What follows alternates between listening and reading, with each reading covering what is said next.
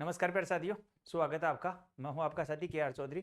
और आज हम जो बात करने वाले हैं, आज हमारा जो सेशन चलने वाला है, जो सीयूटी का जो पहले प्रश्न पत्र लग चुका है उसको लेकर हम बात करने वाले हैं। उससे संबंधित हमारे कुछ प्रश्न पत्र हमने हल कर लिया और आज इसी सेशन में हम बात करने वाले हैं एक और प्रश्न पत्र को लेकर कि जिसमें किस प्रकार से प्रश्न पत्र पूछा गया है और हमें किस प्रकार के आंसर है वो उनको देना है। देखा होगा कि आपने हमने पहले जो उसमें सीयूटी से संबंधित जो आपका प्रश्न पत्र है हमने देखा है, लेकिन किसी जो पेपर होता है उस पेपर की जो शुरुआत होती है वो शुरुआत होती है साहब किसी गद्यांश या पद्यांश को लेकर। लेकिन आप इस प्रश्न पत्र में देखेंगे कि इसकी जो शुरुआत हो रही है वो प्रश्न को लेकर हो रही है। यानी कि पहले गद्यांश आएगा, गद्यांश या पद्यांश आते हैं, उससे संबंधित आपका उस गद्यांश से बनने वाले जो प्रश्न है उनको लेकर कार्य वो किया जाता है। लेकिन अगर यहां हम देखें तो यहां पर क्या है भाई, पहले प्रश्न आया तो अगर कैसे भी आ जाए, पहले गद्यांश आए चाहे पद्यांश आए चाहे प्रश्न आए, किसी भी प्रकार से हम आराम से इस प्रकार का जो प्रश्न पत्र आता है उसको हम हल है वो कर सकते हैं। देखो, पहला जो प्रश्न आया कि रामचरितमानस किसकी रचना है, ये हमारा प्रश्न है जिसके चार विकल्प हैं कि कबीरदास हैं, सूरदास हैं, तुलसीदास हैं और बिहारी है। तो अगर हम बात करें रामचरितमानस की जो रचयिता हैं वो हमारे होने वाले हैं साहब आपका तुलसीदास जी हैं। ठीक है ना, तुलसीदास जी हैं। अगर हम बात करें कबीरदास है, सूरदास है और बिहारी है, इनकी भी जो रचनाएं हैं काफी प्रसिद्ध हैं। अगर हम बात करें कबीरदास हैं, सूरदास और तुलसीदास हैं, ये तीनों ही जो हमारे कवि हैं वो सब भक्ति काल से संबंधित है और बिहारी हैं वो रीति काल से संबंधित होने वाला है। हमारा हिंदी साहित्य का इतिहास है आदिकाल, भक्तिकाल, रीतिकाल और आधुनिक काल है, इस प्रकार से विभाजित है। तो कबीरदास जी की जो रचना है वो कौन सी है साहब, बीजक है ना, बीजक। इन कबीरदास जी की जो रचना है वो कौन सी है साहब, बीजक है। ठीक है ना, बीजक। बीजक जो रचना है उसके रचयिता है वो है साहब धर्मदास। बीजक रचना के रचनाकार कौन है साहब, आपके धर्मदास है वो होने वाले हैं।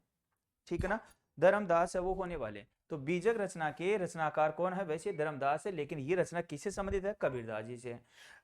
सूरदास जी की रचना है उसमें है साहब सूर सागर, सूर सागर है।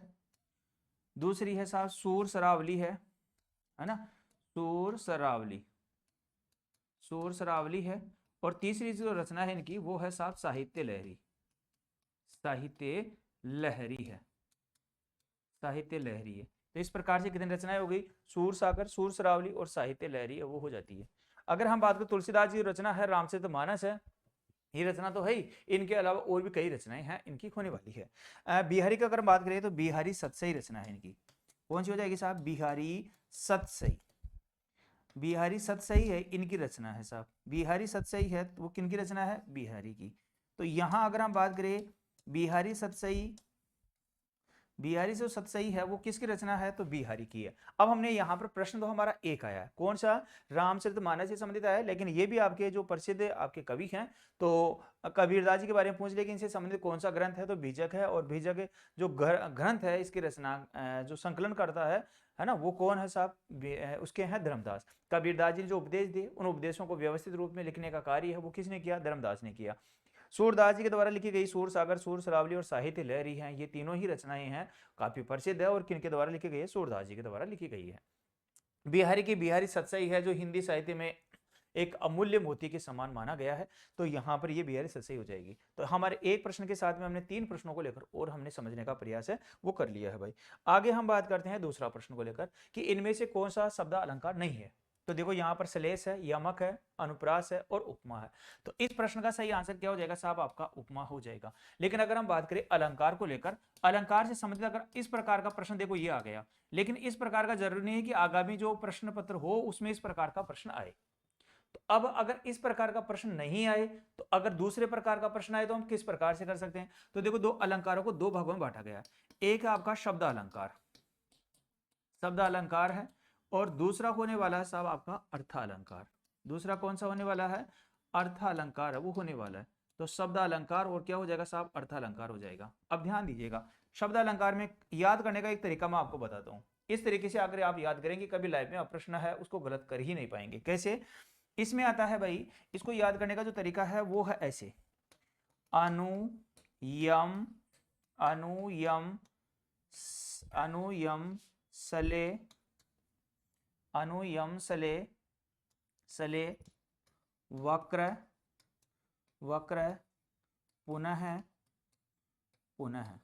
ये तो हो गए हमारे कौन से, ये हो गए साहब शब्द अलंकार। अब इसमें कौन से आएंगे, तो अनु में आएगा साहब अनुप्रास। अनुप्रास अलंकार है, ये कौन सा अलंकार है साहब, शब्द अलंकार है। यमक अलंकार कौन सा है, तो ये भी आपका शब्द अलंकार है, यमक हो गया। सले से क्या बन गया साहब आपका, सलेश बन गया। सले से क्या बन जाएगा, शलेश बन गया। और वक्र से क्या बन जाएगा आपका, वक्रोक्ति अलंकार बन जाता है साहब। वक्र से क्या बन जाएगा, वक्रोक्ति। और पुनः से क्या बन जाएगा आपका, पुनरुक्ति प्रकाश। पुनरुक्ति प्रकाश है वो हो जाएगा, पुनरुक्ति प्रकाश हो जाएगा। और पुनः से क्या हो जाएगा, पुनरुक्ताभास। पुनः से क्या हो जाएगा आपका, पुनरुक्ति भास है वो हो जाएगा। इस प्रकार से हमने बात की कि ये हमारे कौन से अलंकार हो गए, तो ये हो गए सब हमारे शब्द अलंकार। शब्द अलंकार क्या होते हैं, वे अलंकार जो शब्दों के माध्यम से किसी भी जो वाक्य काव्य आएगा उस काव्य में चमत्कार उत्पन्न कर देते हैं, वो क्या कहलाएंगे, आपके शब्द अलंकार कहलाते हैं। वे शब्द जिनके माध्यम से काव्य में चमत्कार उत्पन्न होता है वो क्या कहलाएंगे आपके, या काव्य की शोभा बढ़ती है वो क्या कहलाएंगे आपके, शब्द अलंकार कहलाते हैं। अब शब्द अलंकार के बाद में आता है अर्थ अलंकार, और एक उभय अलंकार भी आता है, उसको लेकर भी हम बात करें, लेकिन मुख्य रूप से ये शब्द अलंकार अर्थ अलंकार ही होता है मुख्य रूप से। अगर हम अर्थ अलंकार में बात करें तो इसमें क्या आ जाएगा साहब आपका, उपमा आ जाएगा। ऐसे आ जाएगा साहब आपका रूपक आ जाएगा। इसी प्रकार से आपका वक्रोक्ति अलंकार है, वक्रोक्ति अलंकार है वो हो जाएगा। वक्रोक्ति के बाद में अगर हम बात करें तो यहाँ हमारा जो हो जाएगा साहब आपका उपमा रूपक, उपमा रूपक वक्रोक्ति दीपक, है ना, दीपक। इसी प्रकार से हो जाएगा आपका जो अलंकार है वो कौन सा हो जाएगा, तो फिर हो जाएगा दीपक के बाद में हो जाएगा मानवीकरण। मानवीकरण, मानवीकरण के बाद में अगर हम बात करें, मानवीकरण के बाद में अगर हम बात करें तो फिर होता है साहब आपका विभावना। विभावना हो जाएगा। विभावना अलंकार भी किसी में आता है आपका, शब्द अलंकार है उसी में आता है, ठीक है ना। इसके बाद में रूपक दीपक यमक, रूपक दीपक वक्रोक्ति दीपक मानवीकरण, है ना, विभावना है, विभावना है। ऐसे शब्द आता है साहब आपका अतिशयोक्ति। अतिशयोक्ति है, अतिशयोक्ति है वो भी किस में आ जाएगा हमारा, तो वो भी हो जाएगा इसी में आपका अर्थ अलंकार है उसमें हो जाता है, ठीक है ना। अगर हम बात करें ये जो हमारे ये तो हो गए साहब अर्थ अलंकार। अब अगर कभी कभी हम देखा जाए तो यह जो आपका श्लेष अलंकार, इस श्लेष अलंकार को शब्द अलंकार और अर्थ अलंकार दोनों में शामिल करते हुए इसको क्या मान लिया जाता है, उभय अलंकार। तो उभय अलंकार है उसमें भी शामिल है वो कर लिया जाता है, लेकिन उभय अलंकार इतना ज्यादा महत्वपूर्ण भी नहीं है और इस आपके प्रश्न वो पूछे जाने की संभावना कम होती है। देखो श्लेष है, अनुप्रास और यमक है। देखो यहाँ पर आ गया अनु यम सले वक्र पुनः पुनः, तो अनुप्रास अनुप्रास यमक सलेश वक्रोक्ति पुनरुक्ति प्रकाश और पुनरुक्ताभास। और अर्थ अलंकार में जो लगभग बच गए वो सारे किस में आ जाएंगे, आपके अर्थ अलंकार में आ जाते हैं। तो इस प्रकार से इनको याद रखा जा सकता है भाई। आगे हम बात करते हैं कि निम्नलिखित शब्दों में कर्मठ का विपरीत शब्द जोड़िएगा। यानी कि हमें शब्द आ रहा है साहब कमरठ, और कर्मठ जो शब्द है इसका जो विपरीत यानी कि विलोम शब्द बताना है साहब। विपरीतार्थ का मतलब होता है विलोम शब्द, विलोम शब्द होता है, जिसमें आ गया साहब आपका जुझारू है, कर्मण्य है, कर्मठ है और अकर्मण्य है, ठीक है। तो यहाँ पर क्या हो जाएगा साहब आपका अकर्मठ हो जाएगा। कर्मठ में अ लग गया, है ना। कर्मठ का मतलब होता है कर्म करने में निष्ठा रखने वाला, और अकर्मठ का मतलब हो जाएगा इसका विपरीत, यानी कि कर्म करने में ज्यादा निष्ठा है वो नहीं रखने वाला अकर्मठ कहलाएगा, ठीक है ना। अब देखो ये है ना कर्मण्य, कर्मण्य का जो विपरीत होगा क्या हो जाएगा आपका अकर्मण्य हो जाएगा। तो कर्मण्य का जो विपरीत क्या हो गया साहब आपका अकर्मण्य हो गया, है ना। और जैसे जुझारू आ गया क्या, तो जुझारू का जो विपरीत होगा वो क्या होता है, उदासीन हो जाता है। तो जुझारू का उदासीन हो गया, कर्मठ का अकर्मठ, कर्मण्य का अकर्मण्य होगा, कर्मठ का कर्मठ का क्या बन जाएगा, अकर्मठ बन जाएगा। तो इस प्रकार से ये विलोम शब्द है वो हो जाते हैं। आगे हम बात करते हैं प्रत्यय के कितने भेद होते हैं। तो देखो 3 है, 1 है, 2 है और 4 है। तो प्रत्यय के मुख्य रूप से 2 भेद माने गए हैं। 2 भेद कौन कौन से हैं भाई, तो प्रत्यय के जो भेद हैं अगर हम बात करें साहब, प्रत्यय मुख्य रूप से 2 भेद माने गए हैं। कौन कौन से माने गए हैं, तो एक तो प्रत्यय का जो भेद है वो होता है साहब कर्दंत प्रत्यय, कर्दंत प्रत्यय होता है। और दूसरा जो प्रत्यय होता है साहब वो होता है आपका तदित प्रत्यय। तो एक तो हो गया आपका कर्दंत प्रत्यय और दूसरा कौन सा हो जाएगा, तदित प्रत्यय है वो हो जाता है। तो कर्दंत और क्या हो जाएगा आपका तदित प्रत्यय है वो हो जाता है। कर्दंत प्रत्यय और दूसरा कौन सा हो जाएगा आपका तदित प्रत्यय है हो जाता है। अब कर्दंत प्रत्यय है इसके भी क्या है साहब, मुख्य रूप से 5 भेद होते हैं, ठीक है ना। इसके भी मुख्य रूप से 5 भेद होते हैं। और तदित प्रत्यय है इसके भी कितने भेद होते हैं साहब, 6 भेद होते हैं, मुख्य रूप से 6 भेद। तो कर्दंत प्रत्यय हो गया और दूसरा कौन सा हो जाएगा आपका तदित प्रत्यय हो जाएगा। अब ध्यान दीजिएगा ये जो कर्दंत प्रत्यय इसके जो 5 भेद हैं वो कौन कौन से हैं? तो कर्मवाचक है, करणवाचक है, भाववाचक है, क्रियाबोधक है ना। इस प्रकार से कर्ता है, कर्म है, करण है, भाव है और क्रियाबोधक है। इस प्रकार से क्या हो जाएंगे? 5 भेद। तद्धित प्रत्यय इसके 6 भेद हैं। कर्तावाचक है, संबंधवाचक है, उनता बोधक है, स्त्री बोधक है, लघुता बोधक है, संतान बोधक है ना, और भाववाचक है। इस प्रकार से कितने भेद हो जाएंगे? 6 भेद हो जाते हैं। किसके? तद्धित प्रत्यय के। ठीक है। तो प्रश्न पूछा गया कि प्रत्यय के कितने भेद हैं? हमारे 2 भेद हो गए, एक कर्दंत हो गया, दूसरा कौन सा हो गया? तद्धित हो गया। इसको याद रखा जा सकता है। अब ऐसे प्रश्न आ गया तो अब इनमें से बनाए तो कैसे हैं? तो 5 भेद होते हैं। 5 भेद कौन कौन से होंगे? तो देखो यहाँ पर आता है, पहला तो आ गया कर्तावाचक। क्या आ जाएगा? कर्तावाचक आ जाएगा। कर्ता के बाद में आता है साहब कर्मवाचक। तो कर्तावाचक आ गया, कर्मवाचक आ गया। तीसरा क्या आ जाएगा साहब? आपका करणवाचक आ जाएगा, करणवाचक है। चौथा कौन सा हो जाएगा आपका? भाववाचक है, भाववाचक है। और पांचवा कौन सा हो जाएगा? क्रियाबोधक है, क्रियाबोधक, क्रियाबोधक हो जाता है। अब तद्धित प्रत्यय है ना, इसके कितने भेद हैं साहब? तो तद्धित प्रत्यय के होते हैं 6 भेद। अब 6 कौन कौन से होंगे? तो 6 भेद में आता है साहब आपका, इनमें आता है कर्तावाचक, कर्तावाचक तद्धित प्रत्यय है। दूसरा क्या आता है भाई? तो दूसरा आता है आपका संबंधवाचक, संबंधवाचक तद्धित प्रत्यय आ गया। तीसरा कौन सा होता है भाई? तो तीसरा होता है स्त्रीबोधक, स्त्रीबोधक तद्धित प्रत्यय हो गया। चौथा कौन सा हो जाएगा? तो चौथा हो जाता है आपका उनता बोधक, उनता बोधक, उनता बोधक तद्धित प्रत्यय है। पांचवा कौन सा हो जाएगा? तो भाववाचक है, भाववाचक तद्धित प्रत्यय है। और छठा कौन सा हो जाएगा? तो छठा हो जाएगा संतान बोधक, संतान बोधक तद्धित प्रत्यय, संतान बोधक तद्धित प्रत्यय है हो जाता है। इस प्रकार से अगर हम बात करें तो प्रत्यय कितने भेद हो गए? कर्दंत और हो गया तद्धित, कर्दंत के 5 भेद हो गए, तद्धित के कितने हो गए? 7 6 भेद हो गए। अगर इनमें से पूछे तो हम बता देंगे, ऐसे पूछेगा तो हम भी बता देंगे। आप यहाँ पर पूछ लिया प्रत्यय के कितने भेद है, तो हमने यहाँ पर बता दिया साहब 2 भेद है। ठीक है ना। आगे हम बात करते हैं आगामी प्रश्न को लेकर। कान काटना मुहावरे का क्या अर्थ है? तो पराजित करना है, हानि पहुंचाना है, चुगली करना है और सबकी बुद्धि भ्रष्ट करना है। तो यहाँ कान काटना है, कान काटना जो शब्द है इसका मतलब क्या हो जाएगा साहब? पराजित करना है। कान काटना मुहावरे का अर्थ क्या हो जाएगा आपका? पराजित करना हो जाएगा। ठीक है ना, पराजित करना है हो जाता है। आगे देखो, निम्नलिखित में से इंद्र का पर्यायवाची शब्द शब्द चुनिएगा। इंद्र शब्द है ना, उसका जो पर्यायवाची है तो देवों के देव है, भवानी नंदन है, पुरंदर है और देव का देश, क्या जाएगा? देवादि देव है, देवादि देव है हो जाएगा। ठीक है ना। तो यहाँ अगर हम बात करें तो यहाँ इसका जो संबंध होगा पुरंदर, पुरंदर हो जाएगा। किसका भाई? इंद्र का जो पर्यायवाची शब्द है वो हमारा कौन सा हो जाएगा? ये हो जाएगा आपका पुरंदर। अगर हम देवों के देव हैं और देवादिदेश है, ये जो दोनों जो शब्द हैं वो किसके हैं भाई? भगवान शिव के पर्यायवाची। तो ये तो भगवान शिव से हो गया। पूछा गया हमसे इंद्र से पूछा गया है, तो क्या हो जाएगा आपका? ये हो जाएगा। ठीक है, कौन सा? पुरंदर हो जाएगा। आगे देखो, निम्नलिखित पद्यांश, निम्नलिखित पद्यांश के आधार पर दिए गए 6 प्रश्नों के उत्तर दीजिएगा। यानी कि एक प्रश्न दिया जाएगा और इस एक पद्यांश दिया गया और पद्यांश से संबंधित क्या पूछा गया साहब आपके? तो यहाँ पर 6 प्रश्न वो पूछा गया। दृढ़ आराधना का दृढ़ आराधना से 2 उत्तर। देखो ये जो है ना, ये निराला जी की रचना है ना। सूर्यकांत त्रिपाठी निराला है, सूर्यकांत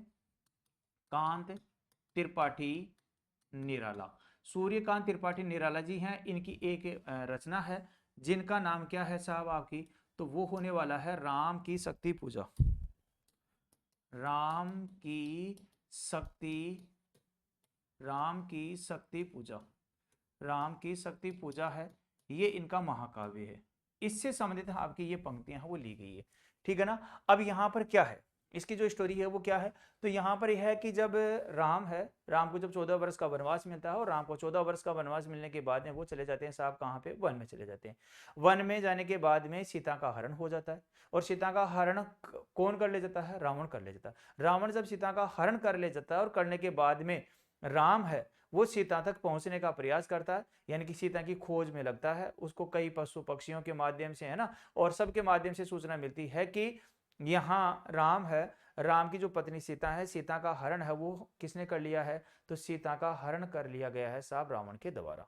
अब रावण के द्वारा जब सीता का हरण कर लिया गया है तो राम जब सुग्रीव के पास आता है और सुग्रीव से जब सहायता मांगता है, सुग्रीव का जो भाई था बलि, है ना, बाली, तो बाली को उसका वध करके और उसको साम्राज्य वो दिला देते हैं। और दिलाने के बाद में जब राम प्रतीक्षा करते हैं, क्योंकि उस समय बारिश होने लग जाती है, तो बारिश होने की वजह से जो भालू सेना है या बंदर सेना है वो युद्ध नहीं कर पाती है ना। भाई सुग्रीव जो सेना थी मुख्य रूप से क्या थी, बंदर सेना थी, है ना। तो इस प्रकार से तो यहाँ पर यह बताया जा रहा है कि जब सुग्रीव है, सुग्रीव को राजा बना दिया गया और राम क्या कर रहे हैं साहब, प्रतीक्षा कर रहे हैं कि बारिश कब रुके, और कब रुकने के बाद में हम क्या करें, हम लंका पे चढ़ाई करें और सीता को वापस लेकर आए।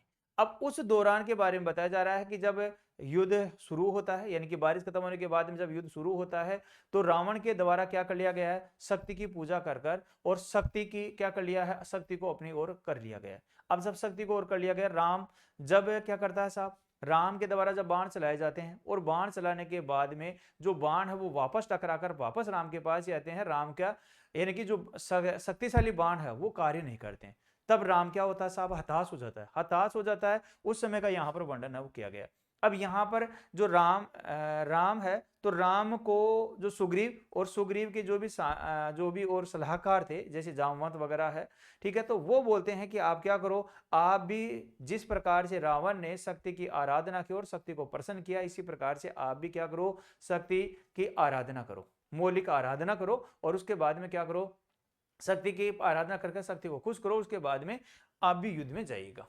तो यहां पर है कि आराधना का दृढ़ आराधना से दो उत्तर। अब देखो यहां पर ये ना मैंने ये बता दिया, लेकिन आपको क्या करना है साहब, या आपके पास समय रहेगा कम। अब आपको क्या करना है, पहले तो पद्यांश है ना, इस पद्यांश को हमने देखा, इस पद्यांश को पढ़ना नहीं है, आगे आपको प्रश्न देखना है। तो यहाँ पर दिए गए जो खतन है ना, इस खतन के बारे में हमें एक तो प्रश्न आया साहब, खतन के संबंध में आ गया। दूसरा क्या आ गया, अब ये खतन का तो हम कब कर पाएंगे, इस प्रकार का जो खतन आ रहा है ना, इस प्रश्न का तो हम उत्तर तब कर पाएंगे जब हमारा को ये गद्यांश हमारे को समझ में आएगा। समझ में आ गया, पद्यांश समझ में आएगा तभी। दृढ़ आराधना से क्या था, हठ योग कठिन साधना है, सगुण भक्ति है, वज्रयान है, ठीक है। फिर इसी प्रकार से प्रश्न आया कि पद्यांश किसे संबोधित किया गया, लक्ष्मण को, राम को, हनुमान को है या सुग्रीव को है। इसके बाद में आ गया ये हमारा पद्यांश, इससे संबंधित क्या प्रश्न आएगा कि भय का विलोम शब्द क्या होने वाला है ना, भय का विलोम शब्द क्या होने वाला है। फिर आ गया कि शक्ति शब्द का पर्यायवाची है ना, वो कौन सा नहीं है ना, बल ताकत उग्र सामर्थ्य ताकत है ना, ये ठीक है, ये आ गया।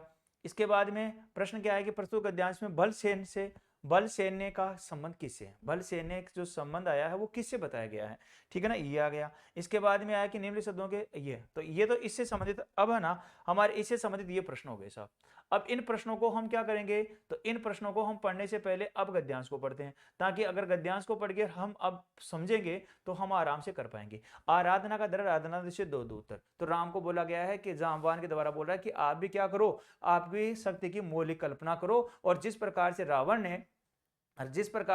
ने शक्ति को प्रसन्न किया, इसी प्रकार से आप भी शक्ति को प्रसन्न करिएगा, है ना। तो यहाँ पर आराधना का दृढ़ आराधना से दो, यानी कि उन्होंने आराधना द्वारा शक्ति को प्रसन्न किया, आप भी आराधना के द्वारा दृढ़ शक्ति के माध्यम से शक्ति को है वो प्रसन्न कर लो, ठीक है ना, शक्ति को प्रसन्न करो।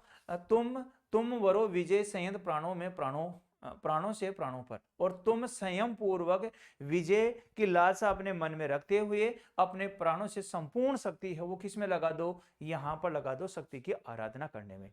फिर आया रावण अशुद्ध होकर भी यदि कर सकता त्रस्त, यदि रावण है और रावण ने आपकी जो पत्नी है यानी कि सीता है, सीता माता का हरण किया है, तो ये तो अनैतिक कार्य है। उन्होंने अनैतिक कार्य करने के बाद में भी, यानी कि खुद अशुद्ध है लेकिन इसके बावजूद भी उन्होंने क्या किया है, तो सीता को क्या नाम है, शक्ति को प्रसन्न किया। तो बिल्कुल आप तो निश्चित तुम हो सिद्ध करोगे उसे ध्वस्त, लेकिन तुम तो क्या हो, वो तो अशुद्ध था, तुम तो शुद्ध हो। भाई आपकी तो पत्नी है, और आपकी पत्नी है तो अगर कोई भी पत्नी को अगर कोई भी हरण करके लेकर जाता तो ये लोग विरुद्ध है, शास्त्रों के विरुद्ध है, इसलिए तुम तो निश्चित ही क्या करोगे, सिद्धि को प्राप्त करोगे। तो इसलिए तुम भी क्या करो, अपने आराधना है उस आराधना को प्रारंभ कर दीजिएगा। फिर आया है साहब कि शक्ति की करो, है ना, शक्ति की करो मौलिक कल्पना, करो पूजन, और तुम शक्ति की क्या करो, मौलिक रूप से कल्पना करो, ठीक है, मौलिक रूप से कल्पना करो और उसकी पूजन करो। छोड़ दो समर जब तक न सिद्धि हो रघुनंदन। यहाँ पर रघुनंदन शब्द किसके लिए आया है साहब, राम के लिए है। अब यहाँ पर जामवान बोल रहे हैं कि तुम क्या करो, कि जब तक, समर का मतलब होता है युद्ध, कि जो राम और रावण के बीच में जो युद्ध हो रहा है, इस युद्ध को कुछ समय के लिए तुम क्या कर दो साहब, रोक दो, ठीक है, और तुम क्या करो, रोक दो, तुम मत जाओ युद्ध में, बाकी और जो है ना, और जो सेना वगैरह है, सेना के और व्यक्ति हैं वो क्या करेंगे, युद्ध को संभालेंगे, इसलिए तुम क्या करो, समर में मत जाओ, और तुम सब शक्ति क्या करो, मौलिक कल्पना है वो करो। जब तक लक्ष्मण है महावाहिनी के नायक। अब लक्ष्मण है ना राम का जो छोटा भाई है, तो यहाँ पर महावाहिनी का मतलब होता है सेना, कि सेना का तब तक क्या बना दो, अध्यक्ष है ना, वो किसको बना दो साहब, लक्ष्मण को बना दो, ठीक है ना। मध्य भाग में अंगद, दक्षिण में श्वेत सहायक, और मध्य भाग में जब सेना है, इस जो इसका जो नायक होगा, सेना नायक होगा इस सेना का, वो लक्ष्मण बन जाएगा। मध्य भाग में कौन है, किसको कर दो भाई, तो मध्य भाग में तो अंगद को कर दो, है ना, मध्य भाग में तो अंगद को स्थित कर दो भाई। मध्य वाला जो भी युद्ध क्षेत्र होगा उसका मध्य का भाग कौन देखेगा, अंगद देखेगा। दक्षिण श्वेत सहायक, और दक्षिण भाग में श्वेत और सहायक उनको कर दो। मैं भल सैन्य है वाम पार्श्व हनुमान, मैं भल सैन्य का मतलब कौन हो जाएगा, तो यहां पर हो जाएगा साहब ये जो शब्द आया बल सैन्य, तो बल सैन्य का मतलब होता है बल सेना। अब आया ना ये प्रश्न, बल सेना से मतलब क्या है, तो बालू सेना होती है इसका, है ना। तो बल सेना का वाम पार्श्व में हनुमान, और बाएं भाग में और पार्श्व भाग उसमें किसको कर दो साहब, हनुमान को क्या कर दो, नियुक्त कर दो वहां पर, है ना। नल नील छोटे कपिगण उनके प्रधान, और नल है, नील है, और छोटे जो भी कपिगण है, यानी कि जो वानर सेना के जो और व्यक्ति हैं, है ना, और व्यक्ति हैं, उनको क्या कर दो, उनको और दूसरी जगह क्या कर दो साहब, उनको निश्चित है वो कर दो कि यहाँ पर आपको यहाँ युद्ध का क्षेत्र है वो देखना होगा, ठीक है ना। सुग्रीव विभीषण अन्य यूथपति यथासंभव, और जैसे क्या है भाई, सुग्रीव है, विभीषण है, और अन्य जो भी है, यूथपति का मतलब होता है सेना के और जो व्यक्ति हैं वो क्या करेंगे, जहां जहां आवश्यकता होगी वहां वहां जाकर वो मोर्चा संभालेंगे, ठीक है। आएंगे रक्षा हेतु जहां भी होगा भय, और हम ये क्या करेंगे, सुग्रीव विभीषण और अन्य जो भी व्यक्ति जो यहाँ पर जो मध्य भाग में, पश्चिम भाग में, पार्श्व भाग में, इनमें नियुक्त करने के बाद में जो बचेंगे, वो जहां जहां भी रक्षा हेतु आवश्यकता होगी वो आएंगे। कौन आएंगे, सुग्रीव है, विभीषण और अन्य जो भी और व्यक्ति बच गए सेना के, वो क्या आएंगे साहब, वहां पर आने वाले हैं। अब हम बात करते हैं साहब, यहां पर प्रश्न आया कि पद्यांश के अनुसार रघुनंदन का आशय राम है, बिल्कुल बात सही है।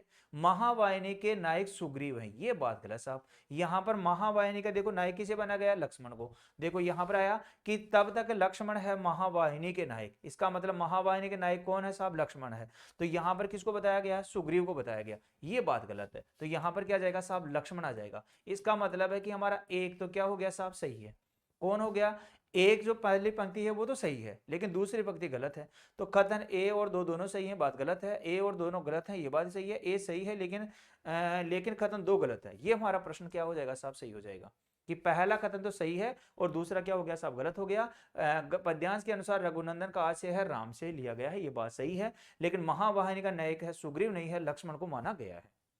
आगामी प्रश्न को लेकर हम बात करें, इसी पद्यांश से समझ आया कि दृढ़ आदना से क्या तात्पर्य। तो हठ योग है, कठिन साधना है, शगुन भक्ति और वज्रयान है। तो यहाँ पर कठिन साधना से लिया गया। दृढ़ आदना से क्या हो गया आपका, कठिन साधना से लिया गया। अब ये साधना किससे की जाएगी, तो शक्ति की, शक्ति की मौलिक कल्पना, शक्ति की मौलिक कल्पना के माध्यम से किया जाएगा साहब। यहाँ पर ये बात है वो रखी जाएगी। तो शक्ति की मौलिक कल्पना है वो हो जाएगा। तो दृढ़ आदना से क्या तात्पर्य, कठिन साधना है वो हो जाती है भाई। इसके बाद देखो इससे संबंधित और क्या प्रश्न आया है, तो पद्यांश किससे संबंधित किया गया, लक्ष्मण को है, राम को है, हनुमान को है, और या सुग्रीव को।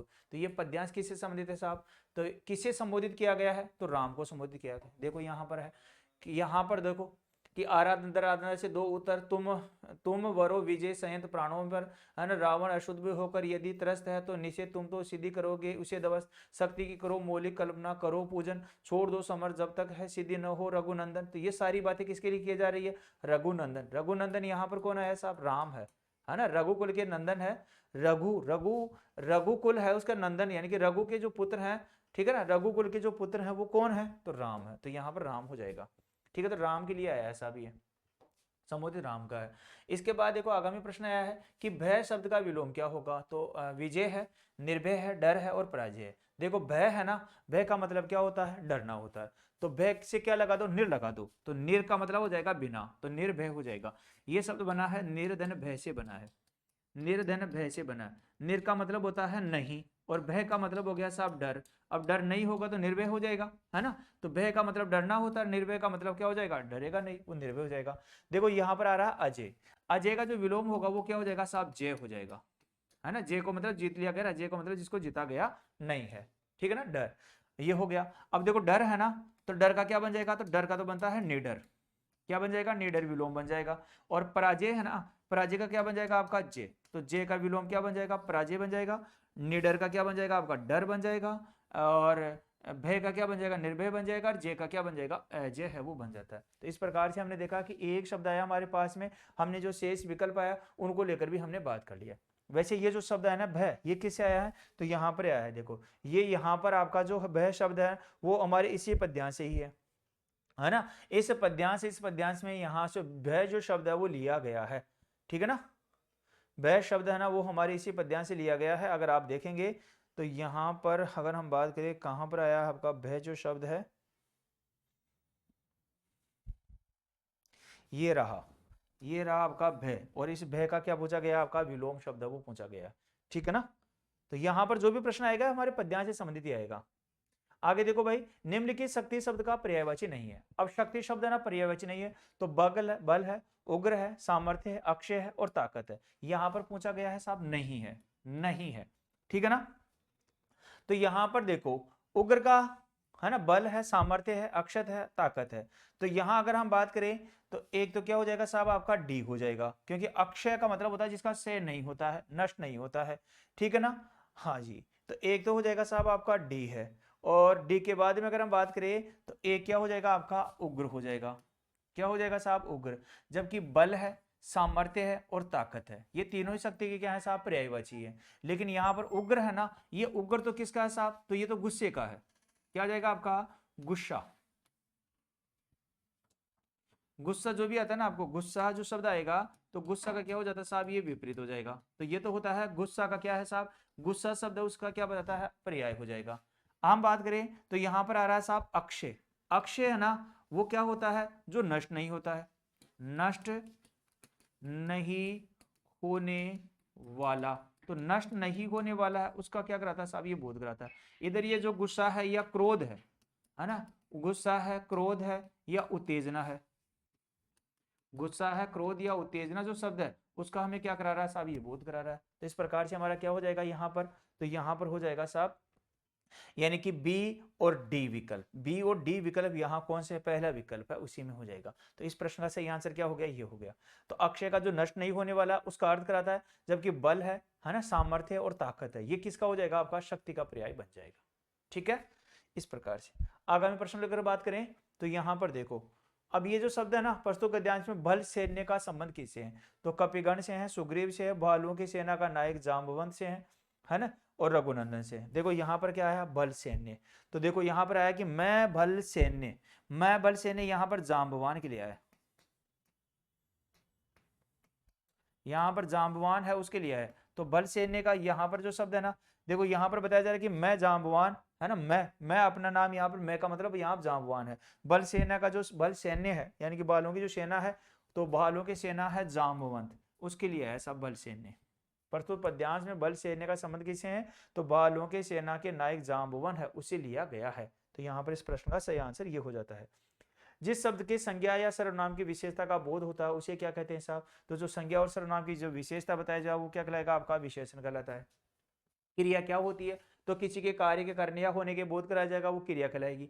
काल क्या होता है, किसी समय का बोध कराए जाने वाले जो विकारी शब्द होंगे वो काल कहलाएंगे। वाच्य क्या होते हैं, तो कर्म, भाव और क्रिया किसकी प्रधानता उसका बोध कराया जाएगा वो क्या कहलाएगा साहब, वाच्य कहलाता है। तो यहाँ पर पूछा गया कि संज्ञा और सर्वनाम की जो विशेषता का बोध कराता है उसे क्या बोला करते हैं, विशेषण बोला करते हैं। जैसे कि यहाँ पर आता है अच्छा लड़का, अच्छा, अब यहाँ पर क्या कहे साहब, लड़का आ गया, तो यहाँ पर लड़के की विशेषता बता रही, लड़का कैसा है साहब, अच्छा है। अगर मैं कर दूं वह अच्छा, तो यहाँ पर वह क्या हो गया, सर्वनाम। तो ये तो क्या हो गया, आपकी संज्ञा हो गई, ये तो संज्ञा हो गई। और वह क्या हो गया साहब, आपका सर्वनाम हो गया, वह क्या हो जाएगा, आपका सर्वनाम हो जाएगा। तो इस प्रकार से हमने देखा कि वह, लड़का और वह ये दोनों क्या है, तो यहाँ पर ये तो होगी संज्ञा और ये हो गया आपका सर्वनाम, और दोनों की जो विशेषता बताई जाएगी वो क्या कहलाएगा, आपका विशेषण कहलाएगा। तो यहाँ पर सही आंसर क्या हो गया आपका, सी विकल्प हो जाता है। जिस शब्द में किसी भी काम का करना अथवा होना पाया जाता है उसे क्या कहते हैं साहब, क्रिया कहते हैं, जो भी हमने बात की है। विशेषण क्या हो जाएगा, तो संज्ञा और सर्वनाम की विशेषता बताया जाएगा। कर्ता क्या होता है, किसी कार्य को करने वाला है वो कर्ता कहलाता है। कर्ता को व्याकरणिक भाषा में क्या बोला करते हैं साहब, उद्देश्य बोला करते हैं। तो क्या बोला करते हैं, उद्देश्य वो बोला करते हैं। और कर्म क्या होता है, कर्ता के द्वारा जो कार्य किया जाता है उसको क्या बोला करते हैं, कर्म वो बोला करते हैं। तो यहाँ क्या हो जाएगा, आपका डी विकल्प हो जाता है। आगे देखो, निम्नलिखित शब्दों में से आभ्यंतर का विलोम क्या होगा। एक चीज आपको ध्यान रखनी, जब भी विलोम शब्द आए ना तो आप इनमें से क्या कर लीजिएगा, इनको मिलाने का प्रयास करिएगा। है ना। आभ्यंतर तो अभियंतर है, आसक्त है, बहिर्मुखी है और बाह्य है। आभ्यंतर का मतलब होता है साहब अंदर के बारे में बात करना, है ना, अंदर के बारे में बात करना। तो यहाँ पर क्या हो जाएगा आपका, अंतर्मुखी का तो बहिर्मुखी होता है ना।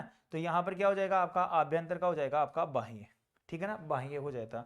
आसक्त का तो होता है अनासक्त, अनासक्त बनता है साहब। आसक्त का विलोम क्या बन जाएगा, अनासक्त बन जाएगा। और बहिर्मुखी का बनता है अंतर्मुखी, अंतर्मुखी है वो बनता है। बहिर्मुखी का क्या बन जाएगा, अंतर्मुखी बन जाएगा, ठीक है ना।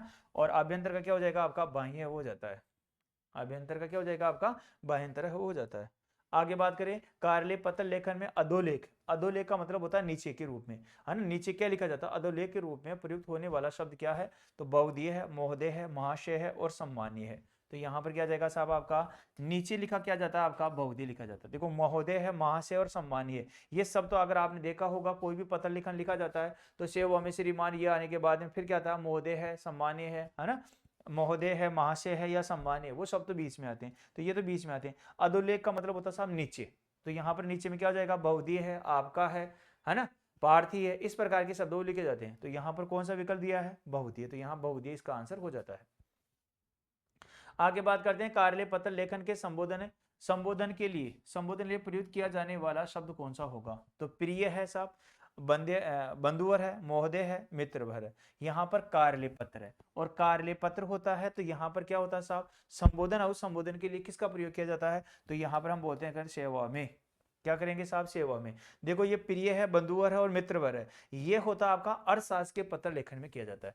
अर्थशास्त्र के जब पत्र लिखा जाता है उसमें इसका प्रयोग वो किया जाता है। जबकि सेवा में है ये कार्यालय पत्र होता है। कार्यालय का मतलब होता है एक कार्यालय द्वारा दूसरे कार्यालय में लिखा जाने वाला पत्र है या भेजा जाने वाला पत्र होगा, क्या कहलाएगा, कार्यालय पत्र कहलाता है। तो यहाँ पर क्या जाएगा, सेवा में है उसके लिए प्रयोग किया जाता है। आगे देखो, इनमें से कौन सा कार्यालय पत्र का रूप नहीं है, तो देखो कार्यालय आदेश है, अर्थशास्त्र के पत्र है, शोक पत्र है, अधिसूचना है। तो देखिएगा शोक पत्र ये आपका कार्यालय पत्र नहीं है। जबकि ये किस प्रकार का पत्र है, तो ये हो जाएगा आपका पारिवारिक पत्र, इसको हम पारिवारिक पत्र है वो बोल सकते हैं। पारिवारिक पत्र है, उस पारिवारिक पत्र में इसको शामिल है वो किया जा सकता है। या इसको हम बोल सकते हैं अनौपचारिक पत्र, ये क्या हो जाएगा, अनौपचारिक पत्र है वो भी हम इसको बोला करते हैं। तो ये अनौपचारिक पत्र हो जाए। जबकि कार्यालय आदेश, अर्थशास्त्र के पत्र, अधिसूचना, ये सभी क्या है, कार्यालय पत्र के रूप में आ जाते हैं। तो यहाँ पर पूछा गया है नहीं है, तो यहाँ पर शोक पत्र वो पारिवारिक पत्र की श्रेणी में शामिल कर लिया जाता है। अब देखो यहाँ पर आया साहब हमारे गद्यांश। गद्यांश तो क्या होता है साहब, इस प्रकार की चीजें होती है। पद्यांश में क्या होती है, कविता होती है। अब इस गद्यांश से संबंधित क्या दिए गए साहब, 6 प्रश्न दिए गए। यानी कि एक गद्यांश आएगा या पद्यांश आएगा, उसमें कितने प्रश्न आ रहे हैं, 6 प्रश्न आ रहे हैं। अब हमें गद्यांश को भी नहीं पढ़ना है, पहले हमें पहले प्रश्न देखना है कि कौन कौन से प्रश्न पढ़े हैं। तो यहाँ पर उन्नत शब्द का विलोम पूछा गया है। अब कई बार क्या होता है कि हमें गद्यांश को पढ़ने की आवश्यकता नहीं होती, हम वैसे भी क्या कर सकते हैं साहब, इनका विलोम शब्द कर सकते हैं, है ना। तो उन्नत का क्या होना जाएगा, तो अवनत हो जाएगा। अपमान का क्या हो जाएगा, सम्मान हो जाएगा। असहनशीली का मतलब सहनशीली हो जाएगा। अभिमान का मतलब क्या हो जाएगा, अनभिमान हो जाएगा। तो यहाँ पर ये विलोम शब्द हो जाता है। लेकिन अगर हम पहले हम गद्यांश को देखें, देखो यहाँ पर आया कि पद्यांश में प्रयुक्त इन शब्दों का वर्णानुक्रम के शब्द। अब यहाँ पर देखो ये जो शब्द है ना, इन शब्दों को हमें पहले गद्यांश पढ़ना है और गद्यांश में किस क्रम में आया है वो हमें यहाँ पर रखना है। और वहां पर भी ये इस प्रकार से दे रखा है कि पहले नंबर पे कौन सा आएगा, दूसरे नंबर पे कौन सा आएगा, तीसरे नंबर पे कौन सा आएगा। फिर यहाँ पर आया सूची 1 को सूची 2 से शामिल करना है। तो यहाँ पर आ गया प्रत्यय, यहाँ पर आ गया मूल शब्द। अगर हमें प्रत्यय के बारे में जानकारी है तो हमें इस गद्यांश को पढ़ने की आवश्यकता ही नहीं है। इस गद्यांश को बिना पढ़े भी हम क्या कर सकते हैं साहब, हमारा समय उस समय को बचाते हुए हम आगे है वो बढ़ सकते हैं। ठीक है, नहीं आता है तो आप इस गद्यांश को पढ़िएगा। अब यहाँ पर जरूरी है साहब, ये कथन आ गए, कथन 1 और कथन 2 है। अब इसके लिए तो हमें गद्यांश पढ़ेंगे, गद्यांश का जो मूल भावार्थ है वो हम समझेंगे, तभी इस प्रकार का जो प्रश्न है उसको हम आंसर है वो दे पाएंगे, इसका उत्तर हम देने में समर्थ हो पाएंगे। आगे आया है अवदान का जो पर्यायवाची है, तो वो क्या होने वाला है, वैसे भी आ जाएगा, ना कि तो हम गद्यांश पढ़ेंगे तब इससे संबंधित प्रश्न आ जाएगा। अब गद्यांश से संबंधित कौन सा विकल्प सही है, तो आदान प्रदान की चीजें हैं, सॉफ्टवेयर निर्माण में भारत की प्रतिभूतियां शामिल है। अब ये जो सारी चीजें है ना, ये हमारे गद्यांश में दे रखी है ना, गद्यांश में दे रखी है। न रहेगी बांस न बजेगी बांसुरी, तो ये दूसरे टाइप का प्रश्न आ गया। अब हम गद्यांश को पढ़ते हैं साहब। इस गद्यांश को हम पढ़ेंगे, गद्यांश से संबंधित फिर जो प्रश्न, उन प्रश्नों को हम क्या करेंगे साहब, हल करने का प्रयास है वो करते हैं। देखो, दुनिया से अच्छा ग्रहण करने का अधिकार सभी देशों को। दुनिया से अच्छा ग्रहण, अच्छा का मतलब होता है अच्छा भी कोई कार्य चीजें हैं, उन चीजों को ग्रहण करने का अधिकार सभी देशों को है। भारत ज्ञान विज्ञान चिंतन में बहुत सी चीजें दुनिया ने ली है। भारत के ज्ञान विज्ञान चिंतन से बहुत चीजें दुनिया ने ली है। दूसरी बात यह है कि संसार में जहां भी ज्ञान विज्ञान विचार जन्म लेते हैं उनमें अन्य देशों का भी ज्ञात अज्ञात भूमिका होती है। ठीक है ना। यह आदान प्रदान का सिलसिला न जाने कब से चल रहा है, यानी कि कोई भी चीजें हम दूसरों देशों से ग्रहण करते हैं, दूसरे देशों को हमारे द्वारा जो दी गई चीजें हैं वो उनको क्या करते हैं साहब, स्वीकार करते हैं। आज भी पश्चिम में हो रहे नवीनतम अन्वेषणों में विभिन्न देशों की मेधा प्रतिभा श्रम कौशल धन आदि लगे हैं। उदाहरण के लिए भारत के अनेक प्रतिभाएं अरसे से अमेरिका की ओर अन्य देशों में उच्च स्तरीय अन्वेषण संगणक के क्षेत्र में सॉफ्टवेयर निर्माण में लगी हुई है। क्या यह प्रकांतर से भारतीय अवदान नहीं है? उन्नत देशों की वस्तुएं ऊंचे मूल्य पर खरीद कर अनेक छोटे देशों उच्चतर अनुसंधानों में परोक्ष आर्थिक योगदान देते हैं। इसलिए किसी भी उपलब्धि को किसी भी भूगोल से सीमित नहीं किया जा सकता। कहें कि दूसरी बात यह है कि हमें अपनी आत्मनिर्भरता लगातार बढ़ानी होगी और अपनी प्रतिभाओं को निरंतर प्रोत्साहित करना होगा। आयातित प्रदूषण से बचने और अपने सांस्कृतिक उन्नयन के लिए यह अनिवार्य है। अब ये हमारा गद्यांश हो गया। इस गद्यांश को हमने पढ़ा। अब इससे संबंधित प्रश्न है उनको लेकर हम बात करते हैं। उन्नत का विलोम शब्द क्या होगा? तो उन्नत का विलोम शब्द होता है साहब अवनत। ठीक है ना। अब यहां पर देखो अपमान है ना, इसका क्या हो जाएगा आपका? सम्मान हो जाएगा। इसका विलोम क्या हो जाएगा साहब? सम्मान हो जाएगा। असहनशील है, इसका क्या हो जाएगा? सहनशील हो जाएगा। असहनशीलता क्या हो जाएगा? सहनशीलता हो जाएगा। अभिमान का क्या हो जाएगा आपका? अभिमान। अभिमान का अपमान है वो हो जाता है ना, या अनअभिमान हो जाएगा। अनअभिमान है वो हो जाता है भाई इसका विलोम।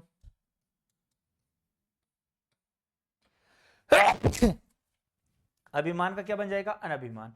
असहनशीलता का क्या बन जाएगा? सहनशीलता।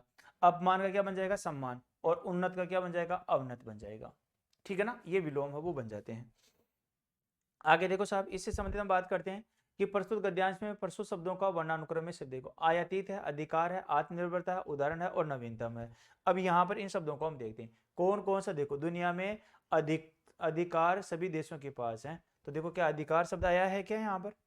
है ना, अधिकार। इसका मतलब है कि बी पहले विकल्प में आएगा। देखो ये पहला विकल्प आ गया, क्योंकि यहाँ पर आयातीत, अधिकार, आत्मनिर्भरता, उदाहरण और नवीनतम ये शब्द है ना बाद में आएंगे। दुनिया का सबसे अच्छा ग्रहण करने का अधिकार सभी देशों के, इसका मतलब एक नंबर पे क्या आ गया हमारे पास में? अधिकार आ गया।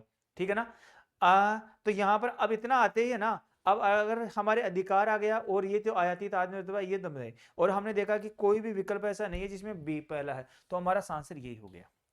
दूसरी चीज क्या आएगी यहाँ पर? तो दूसरा निर्भरता शब्द आता है। पहला तो क्या आ गया आपका? अधिकार आ गया। दूसरे नंबर पे क्या आ जाएगा आपका? तो उदाहरण आ जाएगा। तीसरे नंबर पे क्या आ जाएगा? आयातीत आ जाएगा। चौथे नंबर पे क्या हो जाएगा आपका? है ना, दूसरे नंबर पे क्या आ जाएगा आपका? अधिकार है वो आ जाता है, नहीं आत्मनिर्भरता है वो आ जाएगा। दूसरे नंबर पर आत्मनिर्भरता आ जाएगा। तीसरे नंबर पे आयातीत आ जाएगा। चौथे नंबर पे क्या आ जाएगा आपका? तो उदाहरण आ जाएगा। और पांचवें नंबर पे क्या आ जाएगा? नवीनतम आ जाएगा। अब देखो यहाँ पर हम बात करते हैं। देखो आत्मनिर्भरता आएगा, है ना। दुनिया बहुत सी चीजें हैं, संसार में सभी ज्ञान विज्ञान उत्तम जन्म लेते हैं, जन्म के साथ अधिकार आदान प्रदान करते हैं, सिलसिला जारी रहता है। आज अन्वेषण में विभिन्न देशों की मेधा श्रमा कौशल, उदाहरण के लिए हम भारत के अनेक प्रतिभाएं अमेरिका अन्य देशों में उच्च अन्वेषण के क्षेत्र में सॉफ्टवेयर निर्माण कर रहे हैं। प्रबंध भारतीय अवदान नहीं है उन देशों की, है ना। तो यहाँ पर देखेंगे ना तो ये चीजें हैं ना, आत्मनिर्भरता देखो ये आ गई, है ना, आत्मनिर्भरता ये शब्द आ गया यहाँ पर। तो इस प्रकार से आत्मनिर्भरता है, उदाहरण है, ये सारी चीजें हैं वो आ जाएगा। तो इस प्रकार से आप इनको उदाहरण को पढ़ेंगे, पद्यांश, ये गद्यांश पढ़ेंगे। गद्यांश पढ़ने के बाद में इस प्रकार के जो प्रश्न है, इस प्रकार के प्रश्नों को आपको क्या करना होगा। अभी हमारे पास में तो क्या दो स्लाइड में है, पहले वाली स्लाइड में तो क्या आपके गद्यांश है, उस स्लाइड में क्या है ये पद्यांश, ये आपके प्रश्न है। अब आपका जब प्रश्न पत्र होगा तो आपकी आंखों के सामने होगा, तो वहां पर आप आराम से जल्दी से इनको मिला सकते हैं। एक चीज और ध्यान रखनी है, पूरे शब्दों को मिलाना नहीं है। जैसे कि हमने देखा पहले अधिकार हमारे शब्द में आ गया, अधिकार किस में है? बी में है। तो बी का कौन सा पहला विकल्प होना चाहिए? बिना बी आना चाहिए, और बी किसी भी नहीं है, तो हमारा पहला ही आंसर हो गया। ज्यादातर मिलाने की आवश्यकता नहीं है, आगे बढ़ जाना है, क्योंकि हमें समय तो बचाना है ना। समय बचाएंगे तभी तो आगे प्रश्नों को हम कर पाएंगे। अब गद्यांश के आधार पर सूची 1 को सूची 2 से सम्मिलित कीजिएगा। तो यहाँ पर तो प्रत्यय उसमें मूल शब्द है। देखो कार, अब देखो प्रत्यय होता है ना तो वो किसी शब्द के बाद में लगता है। अब कार में देखो कहां पर लग रहा है, तो कार एक जगह यहाँ लग रहा है और बाकी कहीं नहीं लग रहा। इसका मतलब है कि कार एक में क्या हो गया साहब? 2 हो गया। अब एक में अगर 2 मिल रहा है ना, किसी में भी मिल रहा है, देखो एक यहाँ पर मिल रहा है, एक कहां पर मिल रहा है? इसका यहाँ मिल रहा है। इसका मतलब है कि यहाँ पर हमारा आंसर है वो सही नहीं बैठ पाया अभी तक, है ना। इक है, तो देखो इक है ना, तो यहाँ पर देखो इक एक जगह ही आ रहा है, इसका मतलब है कि बी में क्या आना चाहिए 4। तो देखो बी में 4 यहाँ आ रहा है क्या, और यहाँ पर क्या है साहब ए क्या है बी में, इसका मतलब हमारा कौन सा हो गया, बी विकल्प हो गया। बस यहाँ तक ही करना है। अगर आपको लगता है कि भाई 2 में भी नहीं हो रहा तो यहाँ पर देखो तम, तो देखो तम यहाँ पर आया, इसका मतलब है कि 3 में क्या हो गया, ये हो गया। और ता देखो यहाँ पर अंत में क्या रहा आपका, ता आ रहा है, तो ये मिल गया। इसका मतलब कौन सा हो गया, दूसरा विकल्प हमारा इस प्रश्न का सही आंसर हो जाता है। अब इसके लिए हमें गद्यांश को पढ़ने की आवश्यकता नहीं है, हमें यहाँ पर प्रत्यय पूछा गया, प्रत्यय का मतलब किसी शब्द के बाद में जुड़ेगा, और बाद में जुड़ेगा तो इस प्रकार से हम आंसर वो दे पाएंगे। आगे देखो भाई, अब आगे हम बात करते हैं कि संसार में जहां भी ज्ञान विज्ञान जन्म लेता है उनमें अनेक देशों के ज्ञात अज्ञात भूमिका होती है। ये बात सही है भाई, कोई भी देश में अगर ज्ञान और विज्ञान है विचार का जन्म लेते हैं तो उनमें अन्य देशों की ज्ञात और अज्ञात भूमिका होती है। ये बात सही है, ये बात सत्य है। फिर आया कि आत्मनिर्भरता और प्रोत्साहन आयातित प्रदूषण से बचने और अपने सांस्कृतिक उन्नयन के लिए अनिवार्य नहीं है। भाई साहब अनिवार्य है, यहां पर क्या दे दिया, नहीं है, इसका मतलब ये बात तो गलत हो गई, ये बात तो क्या हो गई, गलत हो गई। अब यहां पर पूछा गया कि उपयुक्त कथनों का आलोक नीचे दिए गए विकल्प में बताएगा, तो कथन ए और दो दोनों सही है, बात तो गलत है। ए और दोनों बात गलत, दोनों गलत है, ये भी बात गलत है। यहां पर आया कि ए सही है लेकिन आर गलत है, ये बात सही है, क्योंकि यहां पर सांस्कृतिक उन्नयन के लिए अनिवार्य नहीं है, अनिवार्य है। अनिवार्य होता तो सही हो जाता, इसका मतलब दोनों विकल्प सही होते, यहां पर दे दिया नहीं, इसका मतलब हमारा कौन सा हो गया साहब, ये तीसरा विकल्प हो गया। ठीक है ना, ये तीसरा विकल्प की एक सही है लेकिन कथन 2 है वो गलत हो गया। आगे हम बात करते हैं, आगामी प्रश्न है कि अवधान शब्द का पर्यायवाची क्या होगा। तो अवधान का उन्नत होता है कि अनुसंधान होता है, भूमिका होता है, अन्वेषण होता है ना। अवधान, तो अवधान का मतलब क्या होता है साहब, तो अवधान का मतलब हो जाएगा अनुदान। अवधान का विपरीत क्या हो जाएगा, पर्यायवाची है ना, वो क्या हो जाएगा आपका अनुदान हो जाएगा, पर्यायवाची। अनुसंधान का मतलब क्या होता है, खोज करना होता है। भूमिका का मतलब होता है किसी का महत्व होना। अन्वेषण का मतलब क्या हो जाएगा, खोज हो जाएगा। आगे हम बात करते हैं कि प्रस्तुत गद्यांश के आधार पर विकल्प, देखो ज्ञान आदान प्रदान की चीज है, ये बात सही है, ठीक है ना। सॉफ्टवेयर निर्माण में भारत प्रतिभाएं शामिल नहीं है, ये बात तो गलत है भाई, हमारी भारतीय प्रतिभाएं भी शामिल थी, ये बात गलत आ गई। देखो यहां पर आया कि सॉफ्टवेयर निर्माण में, यहां पर देखो सॉफ्टवेयर निर्माण की बात कहां हो रही है, तो यहां पर आ गई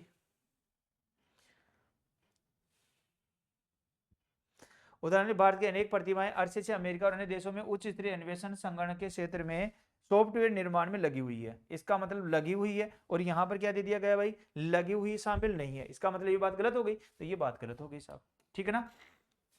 अब किसी उपलब्धि को भूगोल तक सीमित नहीं कर सकते, किसी भी उपलब्धि को भूगोल तक सीमित नहीं कर सकते। देखो यहां पर आया है, किसी भी उपलब्धि को भूगोल तक सीमित नहीं कर सकते। देखो उन्नत देशों की वस्तुएं उचित खरीद कर अन्य छोटे छोटे देशों के उस अनुसंधान के परोक्ष आर्थिक योगदान देते हैं, इसलिए किसी भी की उपलब्धि किसी देश के भूगोल तक सीमित नहीं की जा सकती। ये देखो ये बात यहाँ तक है, इसका मतलब ऐसे कैसे उठा ली, क्या किसी भी उपलब्धि को किसी देश के भूगोल में सीमित नहीं किया जा सकता, आ गई। और यहाँ पर प्रश्न क्या है, यही तो है कि किसी उपलब्धि को भूगोल तक सीमित नहीं किया जा सकता, यानी कि ये बात तो सही है, ठीक है ना। आया प्रतिभा को प्रोत्साहन की अपेक्षा नहीं है, प्रतिभा को प्रोत्साहन की अपेक्षा नहीं है, बात तो गलत है भाई, प्रतिभा को प्रोत्साहन की आवश्यकता होती है, ठीक है ना। हमें अपनी आत्मनिर्भरता लगातार बनानी होगी, प्रतिभाओं को निरंतर प्रोत्साहित करना होगा, जबकि यहाँ पर क्या दे दिया गया, प्रोत्साहित नहीं करना होगा, है ना। प्रतिभाओं को प्रोत्साहन की अपेक्षा नहीं है भाई, कैसे नहीं है, इसका मतलब ये बात तो गलत हो गई, है ना। संसार में जहां भी ज्ञान विज्ञान विचार जन्म लेते हैं उनमें अन्य देशों की भूमिकाएं नहीं होती है। अरे भाई साहब होती है, कैसे नहीं होती है, देखो यहाँ पर संसार में जहां भी ज्ञान विज्ञान विचार जन्म लेता है, यहाँ पर देखो संसार में जहां भी ज्ञान विज्ञान जन्म लेता है, ये आया होगा, देखो संसार में जहां भी ज्ञान विज्ञान विचार जन्म लेते हैं उनमें अन्य देशों की भूमिकाएं ज्ञात अज्ञात भूमिका होती है, इसका मतलब आ गई क्या। और यहाँ पर क्या दे दिया कि अन्य देशों की भूमिकाएं अज्ञात भूमिकाएं नहीं होती है, तो इसका मतलब यहाँ पर क्या हो गया भाई, ये बात गलत हो गई, है ना। जन्म की भूमिका नहीं होती है, तो यहाँ पर प्रश्न कौन सा होया, ए सही है, फिर कौन सा आया, सी सही है ना, ए सही है और सी सही है, तो ए और सी कौन सा विकल्प हो गया, दूसरा विकल्प। तो ये हमारा कौन सा हो गया साहब, दूसरा विकल्प। अब आपको क्या ध्यान रखना है, एग्जामिनर को कुछ भी नहीं करना होता। देखो इस प्रश्न को गलत बनाने के लिए इसमें क्या डाल दिया, नहीं है ना, इसमें भी क्या डाल दिया, नहीं है, और इसमें भी क्या डाल दिया, नहीं है, एक शब्द डाला और डाल दिया, हमारा पूरा जो वाक्य होता है वही क्या हो गया साहब, गलत हो गया। तो अब आपको थोड़ा सा, जब भी आपके पास पेपर होगा तो सामने क्या होगा साहब, आप इस लाइन को मिला लीजिएगा, है या नहीं है, बस इतना सा ध्यान देना है। और इतना सा ध्यान दिया और हमारा प्रश्न वो सही हो गया। ठीक है ना।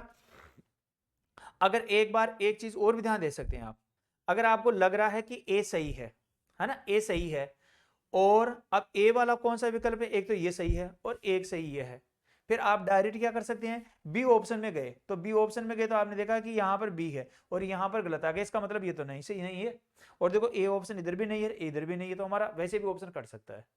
लेकिन हम चारों ऑप्शनों को लेकर बात करोगे तो थोड़ा बेस्ट रहेगा, क्योंकि कई बार क्या होता है कि हम चारों ऑप्शनों को पढ़ ही नहीं पाते, और नहीं पढ़ा तो हमारा पूछा गया है वो क्या पूछा गया, हम इस चीज को तक पहुंच ही नहीं पाते। इसलिए आपको क्या करना होगा, पहले पूरे गद्यांश को पढ़ना होगा और गद्यांश में इन लाइनों को मिलानी होगी कि पूछ क्या रहा है, क्या हमसे बता रहा है, और इनको क्रॉस करते हुए इस प्रकार से बढ़ना, और फिर देख लीजिएगा ए सही है, इधर से हमने देखा सी सही है, और बाकी बी और डी है वो और ई है वो क्या हो गए साहब, गलत हो गए। इसका मतलब है कि ए और सही वाला जो विकल्प होगा वो हमारा सही आंसर हो जाएगा। तो यहाँ पर कौन सा है, दूसरा विकल्प हो जाएगा। न रहेगी बांस न बजेगी बांसुरी लोकोक्ति का अर्थ क्या होने वाला है। ठीक है, तो मूल कारण को ही जड़ से नष्ट कर देना, पेड़ के जड़ को उखाड़ फेंकना, बांस को जड़ से समाप्त कर देना, बांस और बांसुरी तोड़ना। तो यहाँ पर आएगा न रहेगी बांस न बजेगी बांसुरी, क्योंकि बांस से क्या बनता है साहब, बांसुरी बनती है, बांस से बनती है बांसुरी, तो बांस को अगर उखाड़ दिया जाएगा तो मूल कारण को ही जड़ से ही नष्ट करना है, ये हो जाएगा। अब लोकोक्ति क्या होती है साहब, तो लोकोक्ति शब्द बना है इससे, लोक धन उक्ति है उससे बना है लोकोक्ति। लोक का मतलब हो जाएगा संसार, लोक का मतलब क्या हो जाएगा संसार, और उक्ति का मतलब क्या हो जाएगा साहब, खतन हो जाएगा। उक्ति का मतलब हो जाएगा संसार का खतन, यानी कि जो लोग संसार में कुछ ऐसे खतन है, उन खतनों की वजह से क्या कर दिया गया साहब, उन खतनों खतन बोलने के कारण से वो क्या हो गए, गागर में सागर बढ़ने वाली बातें थी और समाज में प्रसिद्ध हो गई, इसलिए वो क्या कहलाई, लोकोक्ति कहलाई। तो न रहेगी बांस न बजेगी बांसुरी, मूल कारण को जड़ से नष्ट करना है, वो इसका आंसर हो जाता है। कूद कूद मछली बुगले को खाए, लोकोक्ति का अर्थ क्या होगा, तो बिना बल के कोई काम करना है, बिल्कुल विपरीत काम करना है। बुगला कूद कूद कर मछली को खाता है और सब दिन एक जैसे नहीं होते हैं। तो कूद कूद मछली बुगले को खाए, तो बिना बल के कोई भी काम नहीं होता है ना। क्या हो जाएगा, नहीं नहीं नहीं, इसका हो जाएगा साहब बिल्कुल विपरीत कार्य करना। कूद कूद मछली बुगले को खाए, मछली क्या बुगले को खा सकती है क्या, नहीं खा सकती, इसका मतलब क्या हो गया साहब, बिल्कुल विपरीत कार्य करना। बुगला तो मछली को खा सकता है लेकिन मछली बुगले को नहीं खा सकती, इसलिए क्या हो जाएगा, बिल्कुल विपरीत काम का होना है, बिल्कुल विपरीत कार्य का होना है। अध्यक्ष शब्द का में कौन सा उपसर्ग लगा है, तो देखो यहाँ पर देखो, अगर शब्द आ रहा है ये से पहले था आ गया क्या, इसका मतलब कौन सा हो जाएगा, अधि उपसर्ग हो जाएगा, खत्म। भाई ये से पहले क्या था आपका, ई आ रहा है, आपको क्या ध्यान रखना, अगर जब भी ये से पहले वाला वर्ण आधा अधूरा है तो आपको करना साहब तो ऐसा कैसा ये को ई में बदल दो, तो क्या बन गया, अधि, ये में किसकी मात्रा, ए की मात्रा, और शेष क्या जाएगा से, ये इसका संधि विच्छेद हो जाएगा, तो अधिधन अक्ष से क्या बन जाता है, अध्यक्ष बन जाता है। तो यहाँ पर अधि उपसर्ग है, अक्ष मूल शब्द हो गया, क्या बन गया, अध्यक्ष है वो बन जाता है, तो अधि उपसर्ग है भाई, है ना। अब देखो यहाँ पर खत्म दिए गए हैं कि विशेषण एक ऐसा विकारी शब्द हो जो संज्ञा और सर्वनाम की विशेषता बताता है, ये बात सही है, ये हमने बात कर लिया भाई। विशेषण क्या होगा, जो संज्ञा और सर्वनाम की विशेषता बताएगा। फिर है कि विशेषण के प्रयोग से जिस संज्ञा का गुण अथवा धर्म प्रकट होता है उस संज्ञा को व्याकरण विशेष्य कहते हैं। बात भी सही है। इसका मतलब क्या है भाई, ए भी सही है बी भी सही है, ए और दोनों है गलत है, नहीं ए और बी दोनों सही है। विशेषण के प्रयोग में जिस संज्ञा का गुण अथवा धर्म प्रकट किया जाता है उस संज्ञा को व्याकरणिक भाषा में क्या बोला करते हैं, विशेष्य बोला करते हैं। व्याकरणिक भाषा में क्या बोलेंगे, विशेष्य बोला करते हैं। तो ए और दो दोनों कथन सत्य हो जाएंगे। अब यहाँ पर दिया साहब सूची 1 और सूची 2 है दिया गया है। देखो यहाँ पर दिया गया कारक और इनका विभक्ति चिन्ह दिया गया, अपादान से अलग होना है। करण में क्या होता है आपका, से या के द्वारा का प्रयोग होता है। संप्रदान के लिए के वास्ते ये हो जाएगा, और संबंध का के की इस रूप में आता है। तो यानी कि एक में क्या है साहब, 2 है, एक में देखो 2 कौन से में है, इसमें है, इसमें। फिर 2 में क्या आ जाएगा 4, तो 2 में 4 इसमें भी है, इसमें भी है। फिर क्या आ जाएगा 3 में 1, तो 3 में 1 कहाँ हो गया, इसमें हो गया। तो ये हमारा आंसर हो गया। इस प्रकार से क्या हो जाएगा, हमारा ये आंसर है, उससे आंसर है वो हमारा सही हो जाता है। श्याम घर आना चाहता है, वाक्य में कौन सी क्रिया है। देखो आना चाहता है क्या, और पूछी क्या की जा रही है, क्रिया। तो देखो इच्छा बोधक है, आवश्यकता बोधक है, अभ्यास बोधक है, निश्चय बोधक है। तो देखो आना चाहता है, चाहना है तो क्या होगी, इच्छा होगी, और इच्छा होगी तो क्या हो गया, इच्छा बोधक हो गया। श्याम घर आना चाहता है, इसका मतलब क्रिया क्या होगी, इच्छा बोधक होगी। इच्छा बोधक होगी तो क्या हो गया आपका, ये क्रिया क्या कहलाएगी, इच्छा बोधक कहलाती है। ठीक है ना। हंस दूध और पानी को अलग कर देता है, वाक्य में अव्यय की पहचान करिएगा। देखो हंस क्या कर देता है, दूध और पानी है दोनों को क्या कर देता है साहब, अलग कर देता है। और यहाँ पर दूध और वाक्य किससे जुड़ा गया, और से जुड़ा गया, तो यहाँ पर क्या हो जाएगा, बी हो जाएगा। हंस दूध और पानी को अलग कर देता है, वाक्य में अव्यय की पहचान क्या है साहब, तो यहाँ पर और है वो क्या हो जाएगा, अव्यय हो जाएगा। अव्यय क्या होता है, जो भी लिंग वचन कारक काल के अनुसार किसमें कोई बदलाव नहीं होता है, अविकारी शब्दों क्या बोला करते हैं, अव्यय है वो बोला करते हैं। अव्यय के कितने भेद हैं साहब, तो अव्यय के मुख्य रूप से 5 भेद हैं। क्रिया विशेषण है, संबंध बोधक है, समुच्चय बोधक है, विस्मयादि बोधक और निपात। इस प्रकार से क्या होते हैं साहब, 5 भेद है वो माने गए हैं अव्यय के। ठीक है। इसके बाद देखो आगामी प्रश्न लेकर बात करते हैं कि स्वर संधि के कितने भेद हैं। तो यहाँ पर स्वर संधि के हो जाएंगे साहब 5 भेद है। स्वर संधि कितने भेद हो जाएंगे, 5 भेद हो जाएंगे। कौन कौन से होते हैं भाई 5 भेद, तो पहला तो होता है दीर्घ, दीर्घ स्वर संधि है ना, दीर्घ स्वर संधि है। दूसरा भेद कौन सा हो जाएगा भाई, तो दूसरा हो जाएगा गुण, गुण स्वर संधि है। तीसरा कौन सा हो जाएगा भाई, तो तीसरा हो जाएगा आपका वृद्धि, वृद्धि स्वर संधि है ना, वृद्धि स्वर संधि है। चौथा कौन सा हो जाएगा भाई, तो चौथा हो जाएगा यण, यण स्वर संधि है। पांचवा क्या हो जाएगा भाई, तो पांचवा हो जाएगा अयादि, अयादि स्वर संधि है। तो पांचवा भेद कौन सा हो जाएगा, अयादि स्वर संधि हो जाएगा। तो ये क्या हो गए साहब, स्वर संधि है उसके कितने भेद हो गए, तो ये 5 भेद हो गए। ठीक है ना, स्वर संधि कितने भेद हो जाएंगे, 5 भेद है हो जाते हैं। आगे देखो, श्री गुरु चरण सरोज निज, सरोज रज निज मन मुदगर सुधारी, बरनेहु रघुवर विमल जस जो फल दायक फल चारी। प्रयोग पंक्तियों में छंद का प्रयोग किया गया है। तो सोटा है, कुंडलिया है, बरवे है और दोहा है। तो यहाँ पर देखो दोहा छंद है। दोहा छंद में क्या होता है, तो यहाँ पर होता है पहला और तीसरा पद है, उसमें तो क्या आएगी, 13 मात्राएं आएगी, 13 मात्राओं का प्रयोग होगा, है ना, 13 मात्राएं। और दूसरा और चौथा जो वर्ण है, पद है, दूसरा और चौथा जो पद आएगा उसमें क्या आएगी साहब, 11 मात्राएं आएगी, 11 मात्राओं का प्रयोग वो होता है। वैसे तो ये क्या है कि छंद है, तो वैसे भी पता चल जाता है। देखो श्री, तो यहाँ पर क्या जाएगी, 2 मात्राएं आएगी। गुरु है, लघु है, लघु है, लघु है, लघु है ना, यहाँ पर लघु आ जाएगा, यहाँ पर गुरु आ जाएगा, यहाँ लघु आ जाएगा, लघु आ जाएगा, लघु आ जाएगा। तो देखो 2 और 3 4 5 6 7 8 9 10 11 12 13, तो ये हो गई साहब 13 मात्राएं। ठीक है ना। फिर क्या आ जाएगा, तो 1 2 3 4 5 6 7, 7 8 9 10 और 11, तो ये हो गई साहब 11 मात्राएं। इधर अगर हम बात करेंगे तो 1 2 2 और 2 4 1 5 1 6 1 7 1 8 8 1 9 9 1 10 10 1 11 11 1 12 12 1 13, तो ये हो गई साहब 13 मात्राएं, है ना। ऐसे हो गए 2 और 2 4 1 5 1 6 1 7 1 8 1 9 9 और 10 और ये 11, तो ये हो गई साहब 11 मात्राएं। तो देखो यहाँ पर पहला चरण तो कौन सा है, ये वाला हो गया। दूसरा चरण कौन सा हो गया साहब, ये हो गया। तीसरा चरण कौन सा हो गया, ये हो गया। और चौथा चरण कौन सा हो गया साहब, ये हो गया। हमने देखा कि पहला, है ना, और तीसरा ये क्या होते हैं, विषम चरण कहलाते हैं। तो 1 और 3 में क्या आ गई साहब, 13 मात्राएं आ गई। तो ये 1 और 3 क्या कहलाएगा, ये विषम चरण कहलाता है, ये तो कहलाएगा विषम चरण। और 2 और 4 है ना, इसको हम बोला करते हैं समचरण। तो विषम चरणों में तो 13 मात्राएं होगी, सम चरणों में क्या आ जाएगी आपकी 11 मात्राएं हो जाएगी। अब मैंने तो इस सब इस जो आपका दोहा है, इस दोहे को पढ़ते ही पता चल गया कि इसमें कौन सा साहब, ये इसमें दोहा छंद है ना। इसमें कब कैसे पता चला, कि जब हम अभ्यास कर लेते हैं ना, कई चीजों को कई बार पढ़ लेते हैं, तो पढ़ते हमें पता चलता है कि अच्छा ये तो इस समाज का उदाहरण, ये तो हमारा जो छंद है, इस छंद का उदाहरण हो जाएगा। समझ में आ गया क्या। तो अगर आपको तो पता चल जाए तो अच्छी बात है, नहीं चले तो क्या करना है साहब, आपको मातृचिन्ह लगाना। अब मातृचिन्ह के लगाने के लिए एक आप इस सूत्र को भी याद रख सकते हैं, है ना, इस सूत्र को भी याद रख सकते हैं। ये माता राज भानसलगा, यमता राज भानसलगा, है ना, यमता राज भानसलगा। इस ये से बन जाता है यगण, यगण बन जाता है। मैं से बन जाता है मगन बन जाता है। तय से तगण बन जाएगा, तगण बन जाएगा। रह से रगण बन जाएगा, है ना, रगण बन जाता है। जैसे जगन बन जाएगा, है ना। बै से भगन बन जाएगा। स से सगन बन जाएगा, सगन है वो बन जाता है ना। और अंत में क्या आ जाएगा आपका, तो ये होता है आपका लघु।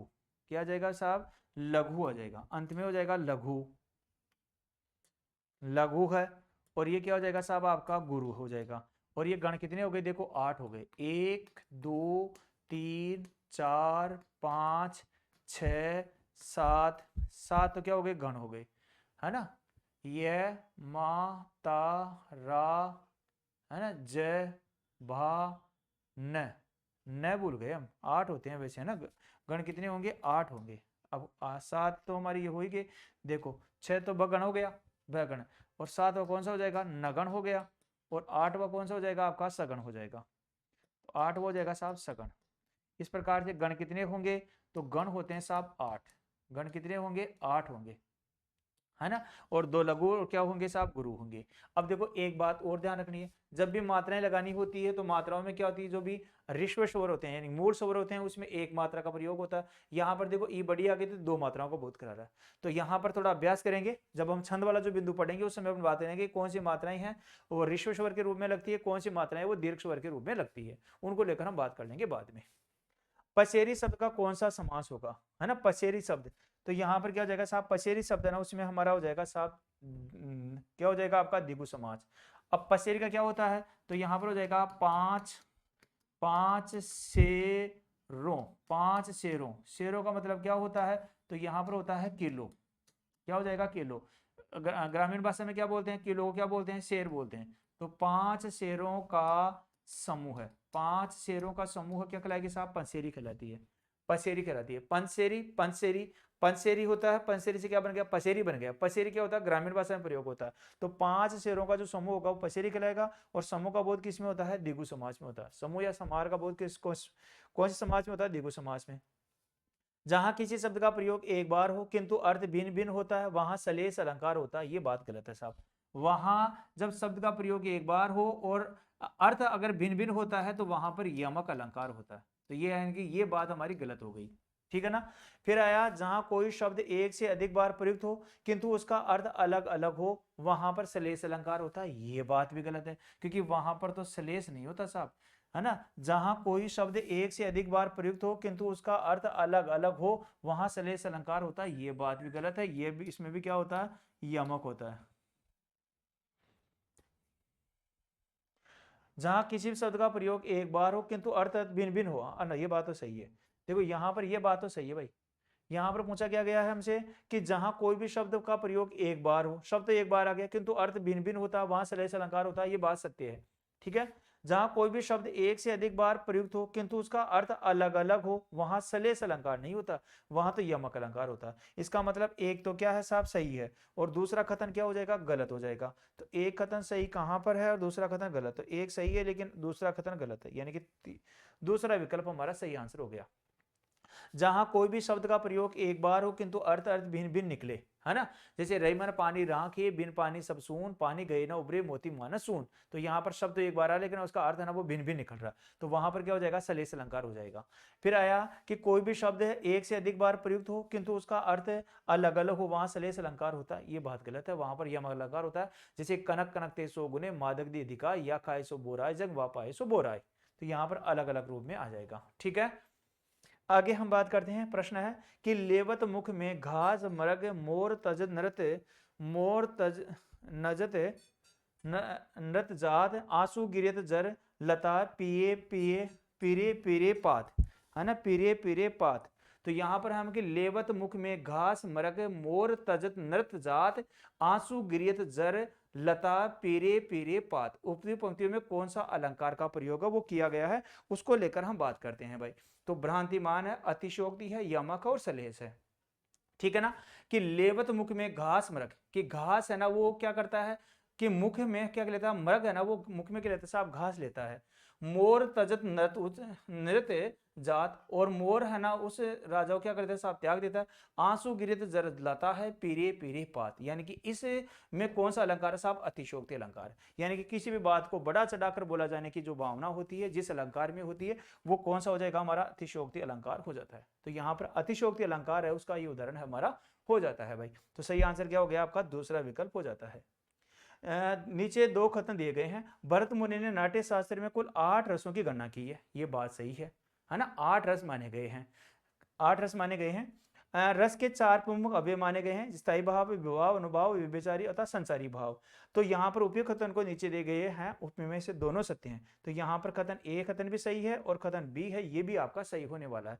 तो यहाँ पर आ गया कि भरत मुनि ने नाट्य शास्त्र में कुल 8 रसों की गणना की है। रस कितने होते हैं हमारे?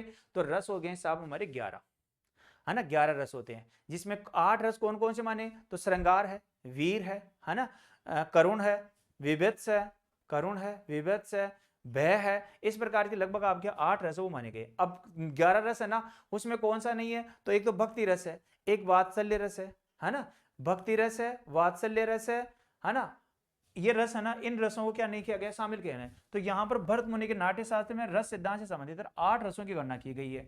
तो रस हम पढ़ेंगे तो वहां पर बात करेंगे, देखो ये चीजें हैं, ये रस हो गए और इनमें से 4 ये हो गए मूल, इन 4 से ये 4 बन गए, इस प्रकार से बात करेंगे। निम्नलिखित में से कौन सा विपरीतार्थक शब्द युगम नहीं है? यानी कि विपरीतार्थ का मतलब होता है साहब विलोम। विलोम शब्द का प्रयोग है ना, वो कौन सा में नहीं है, यानी कि सही नहीं है। यानी कि इसका मतलब है कि 3 तो ऐसे हैं जिसमें शब्द दे रखा है, उसका विलोम भी दे रखा है, लेकिन कुछ ऐसे विकल्प है साहब जिसमें शब्द तो दे दिया लेकिन उसका विलोम है ना, वो इस रूप में नहीं है।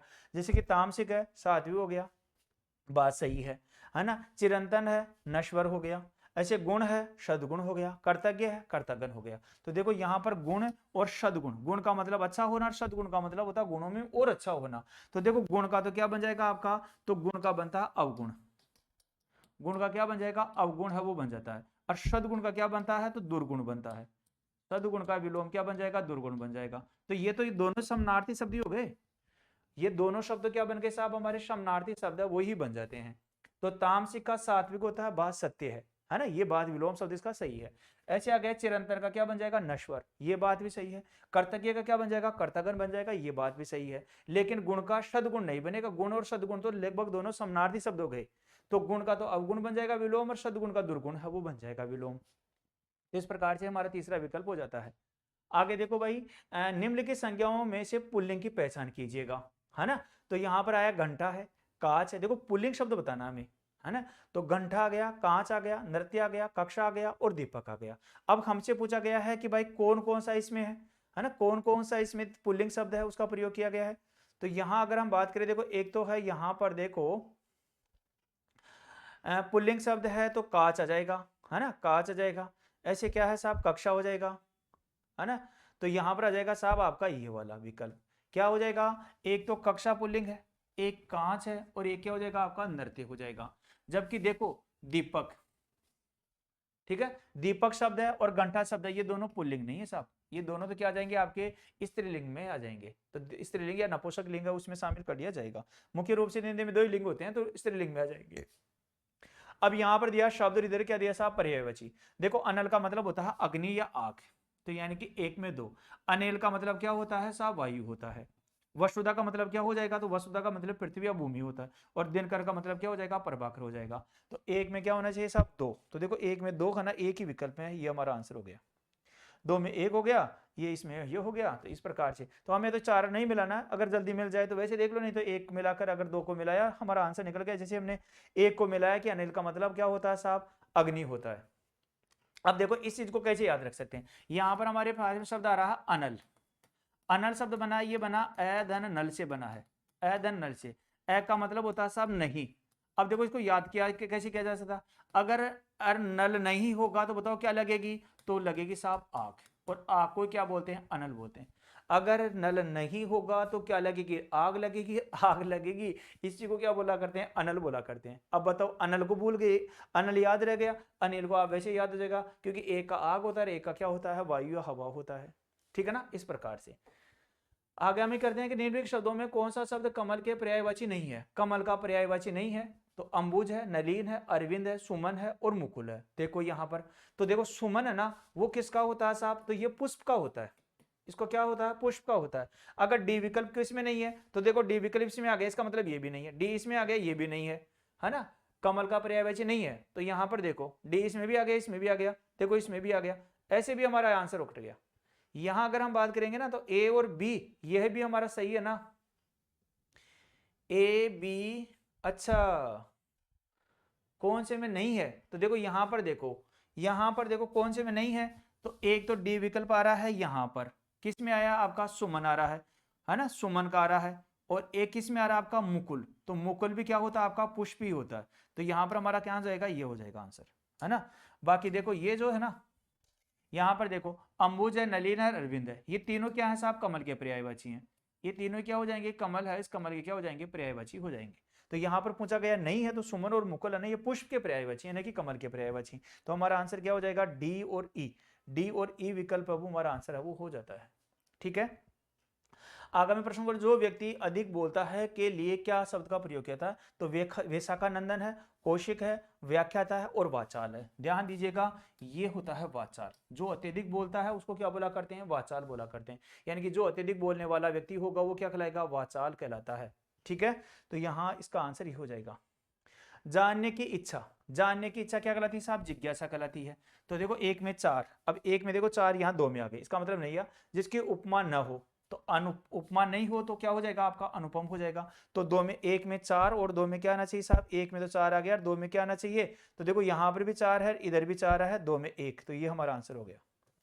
यहाँ ही हमारा आंसर हो गया।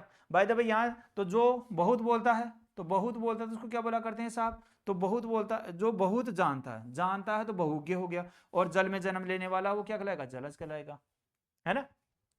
तो एक में चार आ गया, दो में एक आ गया, तीन में क्या आ गया साहब आपका, तीन में दो आ गया, और चार में क्या आ गया आपका, तीन आ गया। इस प्रकार से हमारा आंसर कौन सा हो जाएगा, तीसरा विकल्प हो जाता है। तीसरा विकल्प हमारा प्रश्न का सही आंसर हो जाता है। द्विज के संबंध, द्विज का संबंध किस शब्द से नहीं है, द्विज का मतलब होता है जिसका दो बार जन्म हो। देखो द्विज है ना, इसका मतलब द्विज का है, दिवी, दिवी का मतलब होता है साहब दो, और जय का मतलब क्या हो गया, जन्म लेने वाला, जन्म लेने वाला। तो दो बार जो जन्म लेता है वो क्या कहलाता है साहब, द्विज कहलाता है। दो बार जिसका जन्म होगा वो क्या कहलाएगा, द्विज है वो कहलाता है।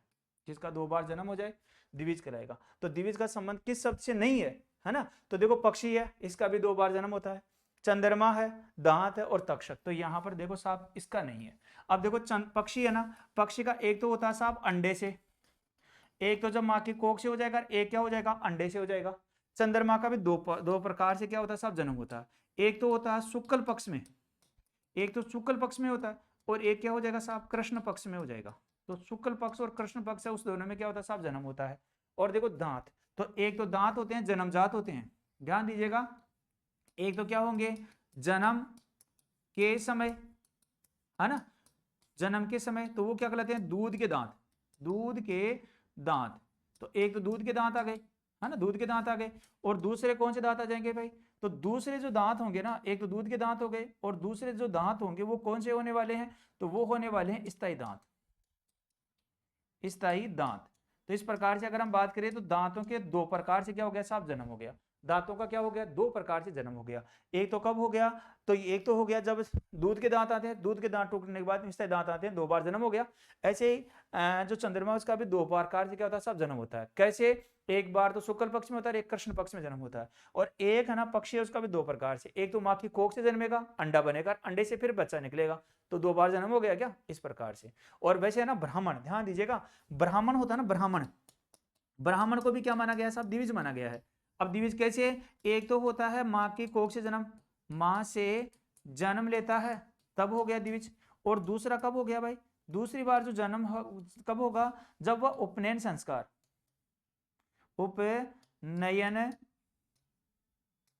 उपनयन संस्कार, उपनयन संस्कार जब करता है, उपनयन संस्कार जब धारण करता है, तब भी क्या हो जाता है, ब्राह्मण, उस ब्राह्मण का दो बार है वो जन्म ले लिया जाता है। तो यहाँ पर क्या हो गया, द्विज शब्द का प्रयोग किसके लिए होता है, तो ब्राह्मण के लिए होता है, पक्षी के लिए, चंद्रमा के लिए होता है, और दांत के लिए होता है, लेकिन तक्षक के लिए नहीं होता है। समझ में आ गया क्या, इस प्रकार से।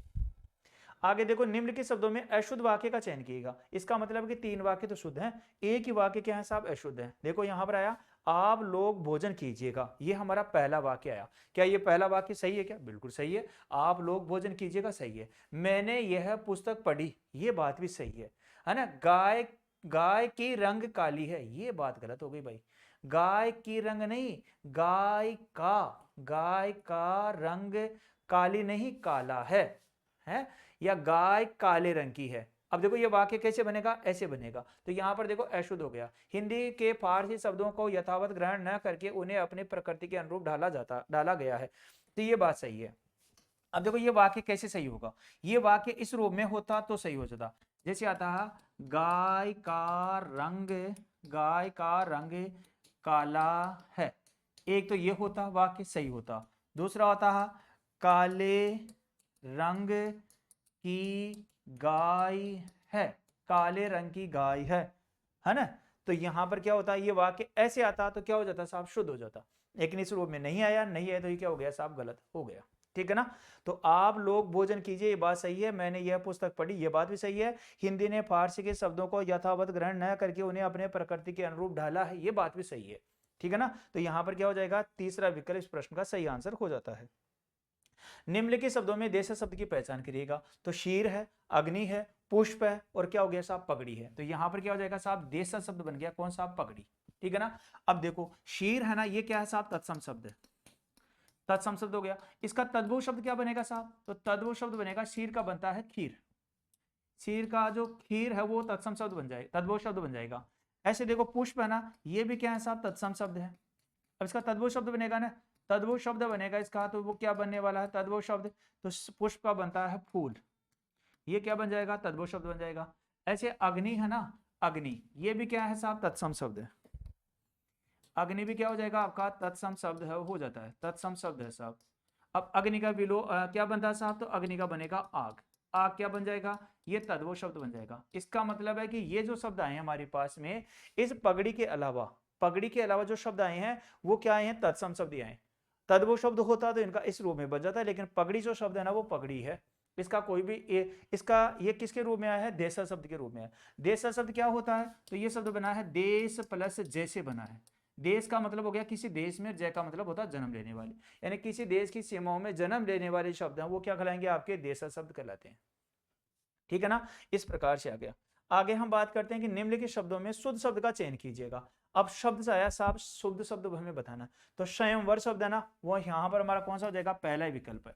ये शब्द किससे बना है, तो ये बना है स्वयं, स्वयं, इससे क्या बना आपका, स्वयं प्लस वर से बना है, स्वयं प्लस वर। अब मैं है, मैं किस में बदल जाता है, अनुस्वार में बदल जाता है, और स्वयंवर, स्वयं का मतलब होता है खुद के द्वारा, वह का मतलब होता है वर्ण करना या चुनना। स्वयं का मतलब होता है खुद, खुद के द्वारा, खुद के द्वारा। और वर का मतलब क्या होता है, तो वर का मतलब होता है चयन करना, चयन करना है वो हो जाएगा। तो स्वयंवर का मतलब क्या होता है, खुद के द्वारा ही चयन करना है, वो क्या कहलाएगा, स्वयंवर कहलाता है। तो यहाँ हमारा सही आंसर क्या हो गया साहब, ये हो गया पहला विकल्प। यहाँ पर स्वयंवर हो गया, स्वयं वहां वो इस प्रकार से हो गया। तो यहाँ पर सही क्या हो गया, ये हो गया भाई। आगामी देखेगा कि सूची दी गई, एक सूची को सूची दो से मिलान है वो कीजिएगा। तो कहानी का नाम आ रहा है और रचनाकार का नाम आ रहा है। तो ईदगाह कहानी किसकी है, तो ईदगाह कहानी साहब प्रेमचंद की। ठीक है ना, ईदगाह कहानी है वो प्रेमचंद की है। पुरस्कार कहानी किसकी है, तो ये पुरस्कार कहानी साहब जयशंकर प्रसाद की है। तीसरी कसम, तीसरी कसम है ना, ये फणेश्वरनाथ रेणु की कहानी है, और उसने कहा था ये चंद्रधर्मा शर्मा गुलेरी है, उनकी कहानी हो जाएगी। इसका मतलब है कि एक में क्या आना चाहिए साहब, तीन आना चाहिए। देखो तीन एक ही विकल्प में है। अगर इनमें से अगर एक का भी हमें पता है ना, प्रेमचंद की कहानी का नाम ईदगाह है, कहानी प्रेमचंद की है, तो एक विकल्प से भी हमारा प्रश्न वो सही हो रहा है। इस प्रकार के जब प्रश्न आते हैं ना, इस प्रकार के प्रश्न कई बार सरल भी होते हैं और कई बार कठिन भी हो जाते हैं। कठिन तो ऐसे हो जाता है कि साला कई बार हमें ये कहानियों में एक का ही पता नहीं रहता है ना, तब तो कठिन हो जाता है। अगर संयोग से अगर हमें एक कहानी का भी पता है, जैसे कि हमें ईदगाह कहानी है और प्रेमचंद की है, इतना पता चल गया तो एक में तीन आते ही हमारा प्रश्न सही हो गया। फिर दो में क्या आया साहब, दो में एक आया, पुरस्कार आ गया। फिर सी में क्या आया, चार आया, तीसरा कसम फणेश्वरनाथ उसने कहा था चंद्रधर्मा शर्मा गुलेरी की है ना। तो अगर हमें ये भी होता ना, उसने कहा था किसकी है, चंद्रधर शर्मा गुलेरी के, तो डी में क्या होना चाहिए साहब, दो होना चाहिए। तो देखो डी में दो, एक में ही है। तो इस प्रकार से भी हमारा प्रश्न वो सही हो जाता। एक दो कहानी का अगर हमें याद हो तो भी हमारा प्रश्न वो कई बार सही हो जाता है, और कई बार नहीं भी हो पाता है। लेकिन इस प्रकार के प्रश्न सही होने की संभावना ज्यादा होती है, क्योंकि यहाँ इस प्रकार के जो प्रश्न आते हैं उनमें जो प्रश्न पूछा जाता है वो ज्यादा प्रसिद्ध जो कहानी होती है, या कहानीकार होता है, या उपन्यासकार होता है, उन्हीं की चीजें पूछी जाती है। इस प्रकार से निम्नलिखित कहानियों में से प्रेमचंद की कहानी कौन सी नहीं है, प्रेमचंद की कहानी कौन सी नहीं है, तो देखो बडेगर की बेटी है, नमक का दरोगा है, ईदगाह है। देखो पुरस्कार अभी हमने बात की ना, पुरस्कार, पुरस्कार तो किसकी है, तो पुरस्कार है साहब जयशंकर प्रसाद की, जयशंकर प्रसाद जी है, उनकी कहानी हो जाएगी है ना, छायावाद की जो वर्मा के नाम से प्रसिद्ध हैं, जयशंकर प्रसाद जी हैं, उनकी हो जाएगी। तो पुरस्कार कहानी किसकी है? जयशंकर प्रसाद जी की है। जबकि बडेकर की बेटी है, ईदगाह है और नमक का दरोगा है, ये कहानी किसकी हो जाएगी? तो ये कहानी है प्रेमचंद की कहानियां हो जाती है। पूछा क्या गया है? नहीं है, इसका मतलब ये कहानी नहीं है और बाकी 3 कहानियां है। एक किसकी है? तो जयशंकर प्रसाद जी की हो जाएगी। अच्छे पत्र में अधोलिखित गुण होने आवश्यक है, यानी कि एक अच्छा पत्र लिखा जाएगा, उसमें कौन से गुणों का होना अनिवार्य है, कौन सा गुण नहीं होना चाहिए, कौन कौन सा गुण होना चाहिए। तो यहाँ पर होना अधोलिखित गुण का होना आवश्यक है। तो देखो, उद्देश्य है, दुरोहता है, शिष्टाचार है, सहजता है, अपेक्षित है। तो देखो, उद्देश्य भी होना चाहिए, शिष्टाचार भी होना चाहिए और सहजता भी होना चाहिए, है ना। तो यहाँ पर हम बात कर सकते हैं भाई क्या, तो यहां पर हम बात कर सकते हैं कौन सा? दुरोहता। देखो, अपेक्षित गुण नहीं है तो दुरोहता तो नहीं है, यानी कि बी विकल्प है ना, वो नहीं आना चाहिए। तो बी विकल्प देखो यहां आ रहा है, ये भी नहीं है। ए बी वहां भी आ गया, वहां भी नहीं है। तो ए सी डी यानी कि ये वाला विकल्प। अब अगर हमें देखो एक भी अगर याद है ना, एक भी कि दुरोहता का मतलब होता है कठिनता, इस दुरोहता का मतलब क्या हो जाएगा? कठिनाई, कठिनाई हो जाता है। अगर कोई भी पत्र लिखा जाएगा उसमें कठिनाई होगी तो पढ़ने वाला कैसे पढ़ पाएगा? नहीं पढ़ पाएगा। तो देखो यहाँ पर बी इसमें भी था, बी इसमें भी था और बी इसमें भी था, एक में नहीं था। तो यही हमारा आंसर हो गया। तो कई बार एक शब्द से भी या एक ऑप्शन से भी चारों ऑप्शन है वो कर सकते हैं, लेकिन इसके लिए थोड़ा अभ्यास करना पड़ता है बेटा। अभ्यास करने से क्या होता है, ये हमारा जो प्रश्न है वो सही हो पाता है। तो आज हमने जो बात की है भाई, आज हमने जो बात की है वो किसको लेकर बात की है कि एक जो हमारा जो प्रश्न पत्र आया है सीयूटी का जो एक प्रश्न पत्र आया है, उस प्रश्न पत्र को लेकर हमने समझने का प्रयास किया है। आपको तो वैसे एक जो प्रश्न है वो करने कितने हैं साहब? तो आपको 40 प्रश्न ही करने हैं। प्रश्नों की संख्या तो कितनी होने वाली है आपकी? 50 होने वाली है, लेकिन 50 में से आपको 40 प्रश्न ही करना होगा। 40% भी आपको 60 मिनट में या 1 घंटे में करना होगा। तो इस प्रकार से हमने देखा कि 50 प्रश्न उनको लेकर हमने बात की है और किस किस प्रकार से इनके आंसर हो सकते हैं। इसके साथ में जो शेष विकल्प है उन विकल्पों को लेकर हमने समझने का प्रयास किया है कि अगर ऐसा प्रश्न इससे मिलता जुलता और कोई प्रश्न आ जाता है तो हमें किस प्रकार से इनका ध्यान है वो रख सकते हैं भाई, किस प्रकार से हम इनका ध्यान है वो रख सकते हैं। तो इस प्रकार से हमने 50 प्रश्नों को देखा, उनका किस प्रकार से उत्तर होता है, किस प्रकार से हमें समाधान करना है, देखना है। और एक चीज और हमने देखी है कि इससे मिलते जुलते और प्रश्न आए तो हम किस प्रकार के प्रश्नों को सही कर सकते हैं। आज हमने यहाँ पर एक जो पेपर है उसको लेकर हमने बात किया है। फिर मिलेंगे हम आगामी सेशन में कुछ नए बिंदु के साथ में। तो अभी के लिए इतना ही। बहुत बहुत धन्यवाद। नमस्कार। जय हिंद। जय भारत।